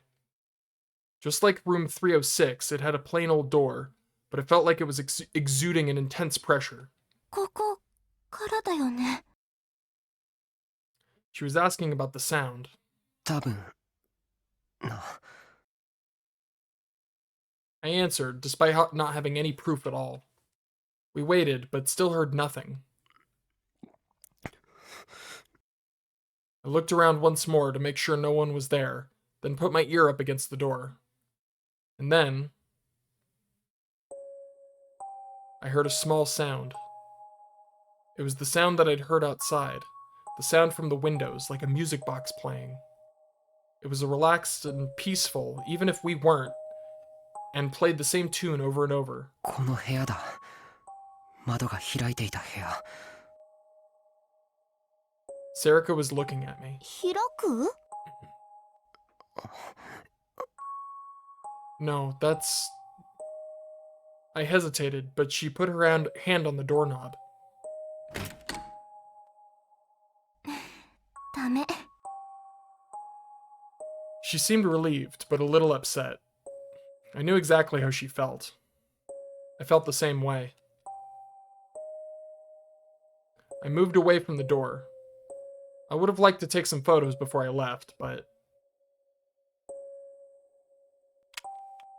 Oh no! Oh no. 今、鍵の音しなかった？ Yeah. That was what it sounded like. We were too confused to move. There was no sign of anyone coming out. I slowly touched the doorknob. It turned. The door was unlocked. How?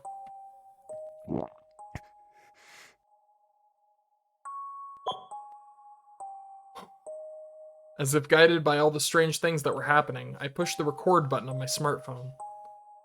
I gripped the doorknob tighter. A voice in my mind told me to stop, to go back, but it was wiped out by the sound of a smartphone recording starting and the door slowly opening. At least it's got full battery. The more it opened, the less I was able to ignore my curiosity. It felt like something besides Serica was pushing me forward as I opened the door.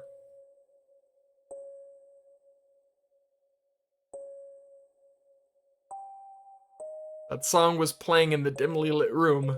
I'm very scared. I'm bad. All the lights were off, but the sun outside was streaming through the open window. Its light was very weak.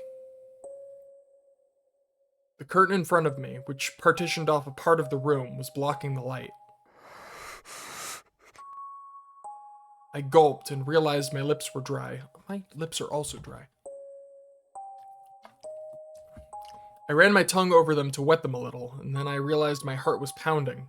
The sound was so loud I thought my heart might have somehow moved into my ears. It seemed to be beating out some bizarre rhythm, and it was making me sick. I forced myself to swallow my saliva and hoped it would keep me from throwing up. Then I took a slow step forward.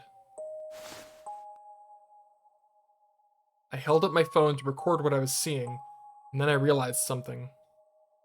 That curtain wasn't partitioning the room. It was a bed. There was a raised spot off the floor with a circular bed surrounded by a curtain. The light was streaming out from behind it. The windows we'd seen were on the other side of it, and the songs seemed to be coming from there as well. Crap, it was too dark. I went to flip the nearby light switch, then forced myself to stop. No. I couldn't touch anything in the room. Some kind of crime must have taken place here. I was scared to go any deeper into the darkness. My shoes made my steps loud against the floor. There was no response. Only the relaxed melody. I gave a signal to Serica, who was still behind me, and went deeper into the room. What? For a moment, I just... なんか金属がきしむ音みたい。 I heard the creaking too. I heard it too. It felt like I was hearing it between the gaps in the music box's melody. But there was no change that I could see. No one jumped out. Nothing was moving. There was just the sound of the music box. I looked from one part of the room to another to make sure nothing was amiss.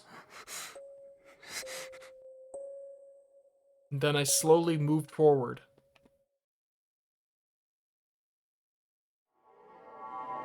Hello? Someone was lying on the floor. When my eyes just adjusted to the gloom, I saw... Oh shit! A police officer. And a woman? The officer was lying up against the bathroom with his legs splayed and his head drooping. The girl was lying on the floor face down. They showed no sign of noticing us. No, that wasn't right.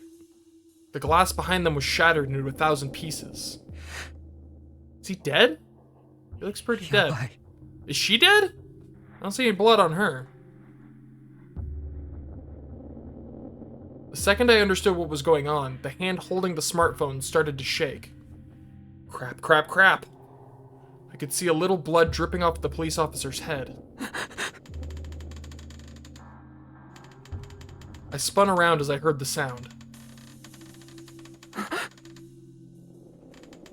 The warmth drained from my face in an instant, and my whole body shivered.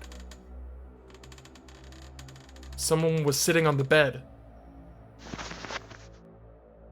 Staggered back and slammed into Serica. 逃げよう。早く。 But I couldn't move. My hand was frozen as it pointed the smartphone toward whoever was behind the curtain, and it wasn't doing what I told it. Damn it. Took a step back, tripped, then fell to the floor. My lungs weren't working right. The silhouette moved a little, and I flinched. No, it didn't move. The bed was rotating. Whoever was behind the curtains showed no sign of noticing us. They didn't budge an inch. 何なんだよ。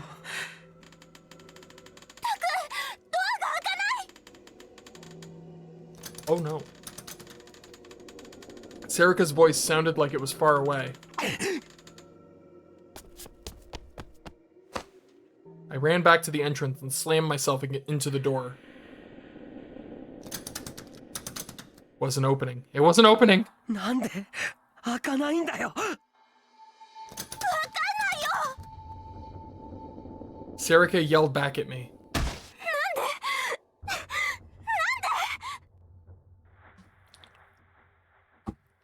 Serica screamed as she slammed against the door. I helped her try to batter it down. But it didn't work. It It was like trying to batter down a wall. No! No, not that! Don't do it! Suddenly, I heard a knock at the door. I reflexively jumped away without thinking. Stop. It was coming from this door. The knocking was rhythmic and constant. It was just a knock at the door, but my whole body started to shake. Someone was on the other side of the door. Someone was knocking. It definitely wasn't the police. I felt as if my sanity was boiling away, melting out from the soles of my feet on upward.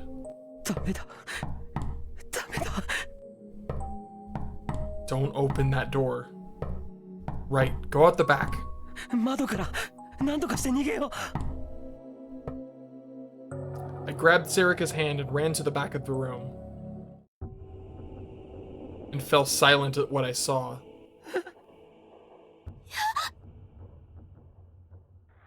What was that? The curtain was open. Oh my god. There was a man there sitting. What is that? Is that... No, he was moving slowly. The bed was moving in time to the sound of the music box. An eerie sound came from... It's wire! Oh my god! An eerie sound came from the wire wrapped around his neck. I thought they were like pipes or something, like spearing it. The wire was hanging down from the ceiling, choking him.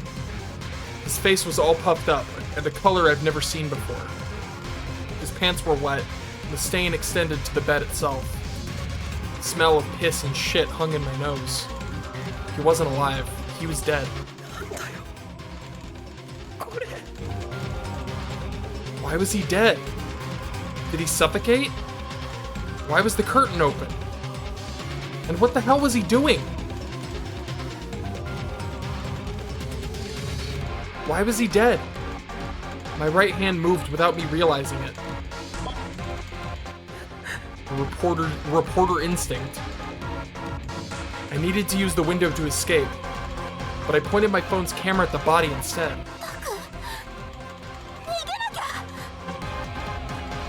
That's horrifying.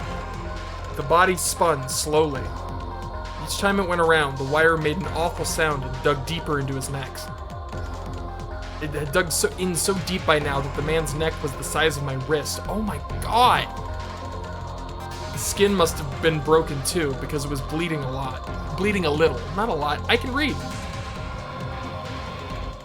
Little.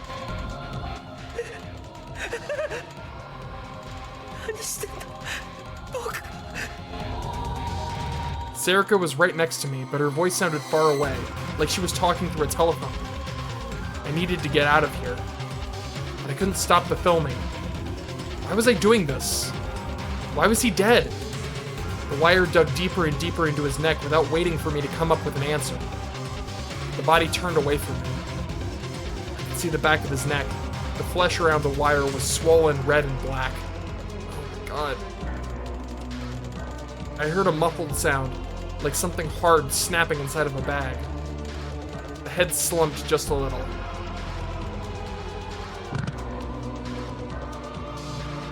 His neck had just broken. That must have been the sound of neck breaking.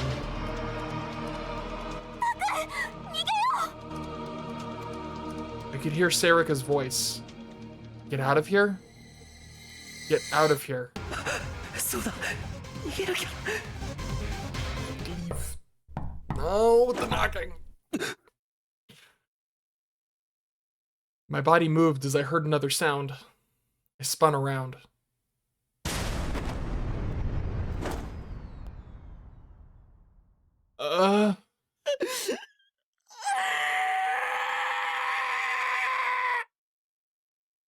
Seconded.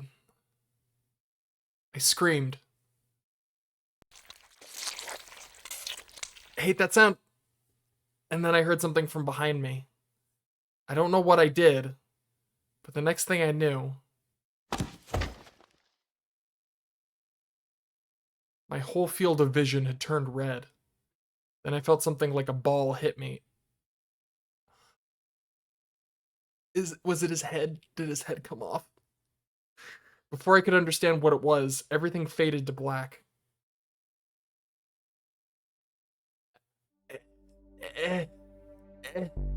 September 30th, 2015, Wednesday. midnight. Hello. 新庄さん、所持品と防犯カメラの映像から親族に裏取れました。死亡したのは柿田博則22歳。渋谷在住のフリーターで更新でマーケティングのアルバイトをしていたようです。更新でバイト？恋人はいません。同居人もなし。一人暮らしだったようです。くそ。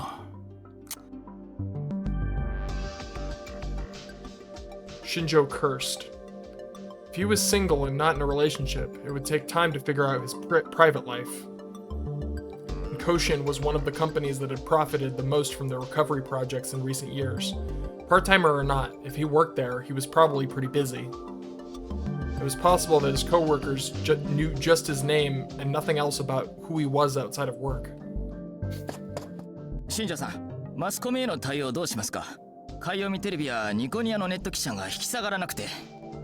それから現場にいた例の子たちですが、壁表の新聞部と言っていた2人、状態は落ち着いたみたいなんですが、やはりところどころ要領を得ません。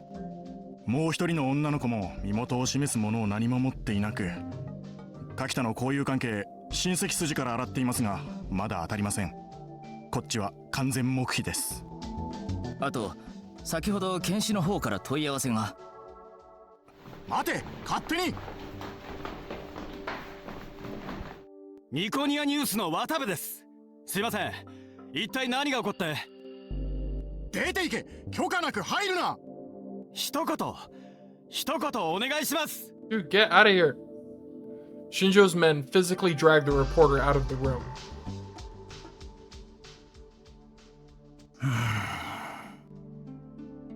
He had to stop himself from putting his hands to his head and moaning. He couldn't let his men see him acting weak. Shinjo had been with the police HQ Section 1 for less than 7 years. He didn't get along with his superiors, but he'd managed to beg his way into being in charge of this case. Maybe this was his way of avenging the death of an older detective who he admired. 窓枠の鑑識が終わったら、すぐに外から見えないようにしといてくれ。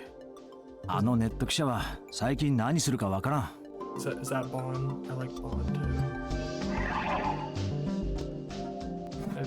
I too liked Bond, assuming that's the detective. はい。検視は俺が直接対応する。それから会社の仕事周りへの人数を増やしてくれ。上には後で俺から言っておく。はい。それで例の子たちは？それも俺が持つ。じゃ、よろしく頼む。はい。His men raced out of the room. They'd never had a case like this before, and they were probably pretty excited.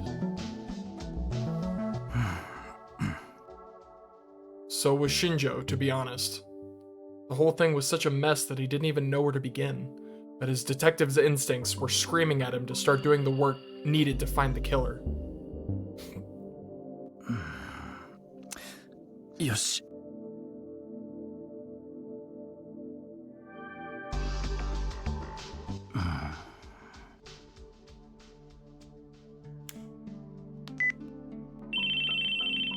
はい、信用調査会社フリージアでございます。His call was answered on the first ring, like always. 俺です。あら、新庄ちゃん、遅かったわね。もうちょっと早く連絡が来ると思ってたけど。すいません。Shinjo apologized without thinking, and for no clear reason. He always felt like a naughty child when he spoke to the CEO, who happened to be a woman. 現場の面倒をちゃんと見てるから苦労すんのよ。少しはあの人みたいにチャランポランで行きなさいな。先輩の性格まで見習うつもりはありませんよ。真面目だわね。いつまでも真面目が美徳だと思ってると痛い目見るわよ。百瀬さん、そんなことより相談したいことがあるんです。Shinjo cut her off before she could continue her lecture and gave her a brief description of the scene. This was a violation of the rules, but the only way to solve a crazy case was to be a little crazy yourself. That was the first thing he'd learned from that older detective. それって殺人なの？自殺なの？ Momose asked her question after he described the situation. She cut into the heart of the problem. 現状ではそれがわからないんです。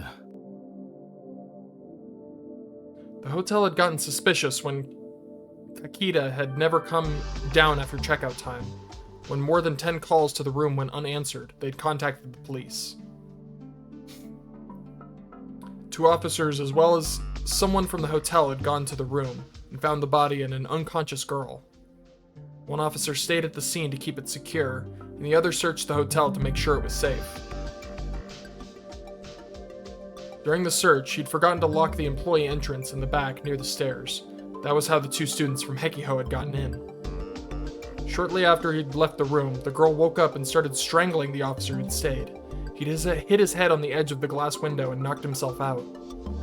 He was going to be fine, but he'd been out cold until backup arrived. When the backup got there, they found the girl unconscious on the floor.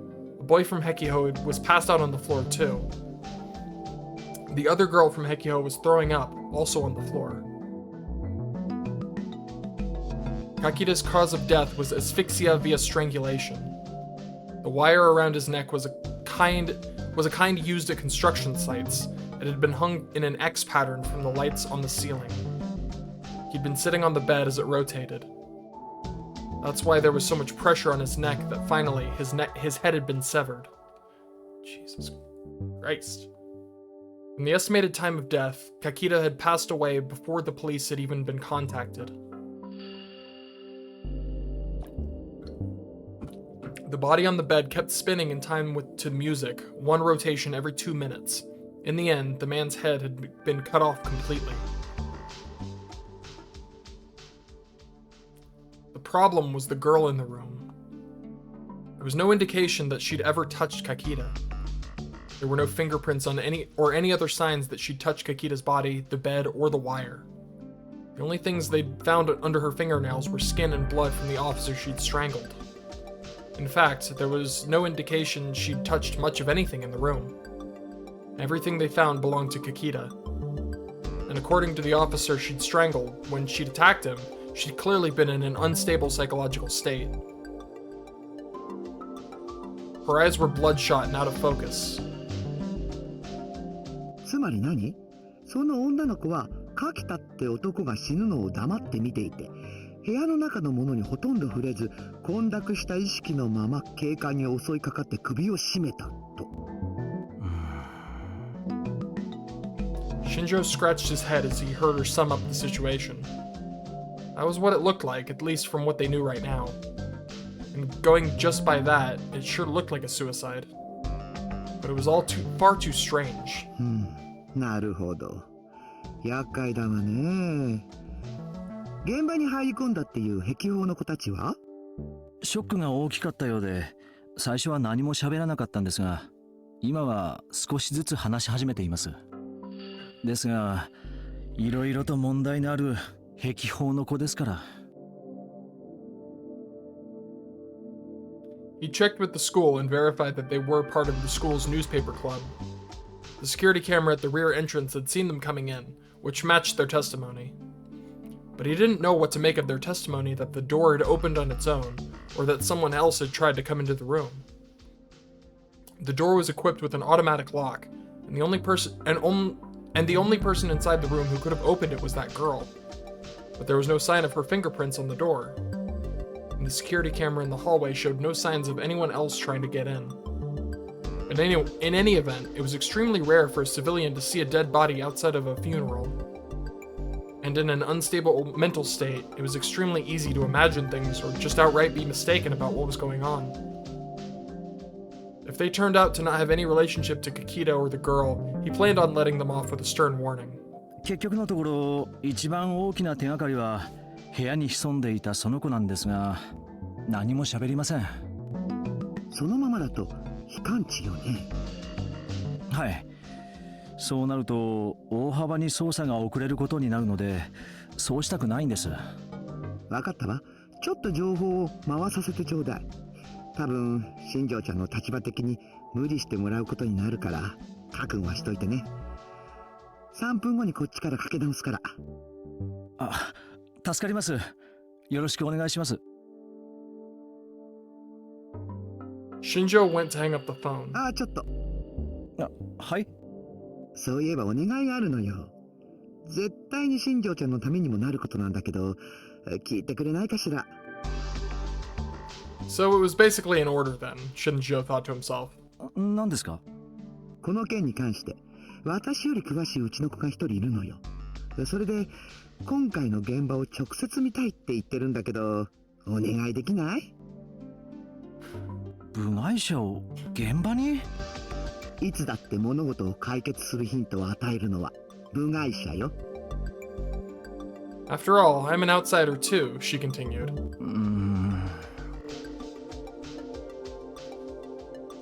In his head, Shinjo went over the steps he'd have to take and the time required to take them. 明日、いや、明後日で構いませんか？さすが新庄ちゃん、話せるじゃない？よくそれで堅物揃いの捜査一課に残れてるわね。では、よろしくお願いします。あ、ちょっと新庄ちゃん。He barely stopped himself from ending the call. まだ何か？念のためアドバイスをしとこうと思って。2つね。言っておくけど、さっきのは冗談じゃないのよ。は？チャランポランで行きなさいっていうやつよ。これから間違いなく新庄ちゃんの理解の外にある事件は続くわよ。その時一番邪魔になるのは常識だから気をつけなさいな。肝に銘じます。そこで真面目に返事しているようではまだまだね。もう一つはね。Momose paused for a second and chuckled. うちの子に取って食われないようにね。油断してると新庄ちゃんが部外者になりかけないわよ。September 30th, 2015, Wednesday. なあ、ツイポ見た？ Oh my god, I think I have to call it here. I really wanted to finish a chapter, but not quite. I don't know how long it will be. But I have to go. I gotta go. I'll probably try to do a longer one next time if I can. Oof. My back, I have to pee. Anyways, bye.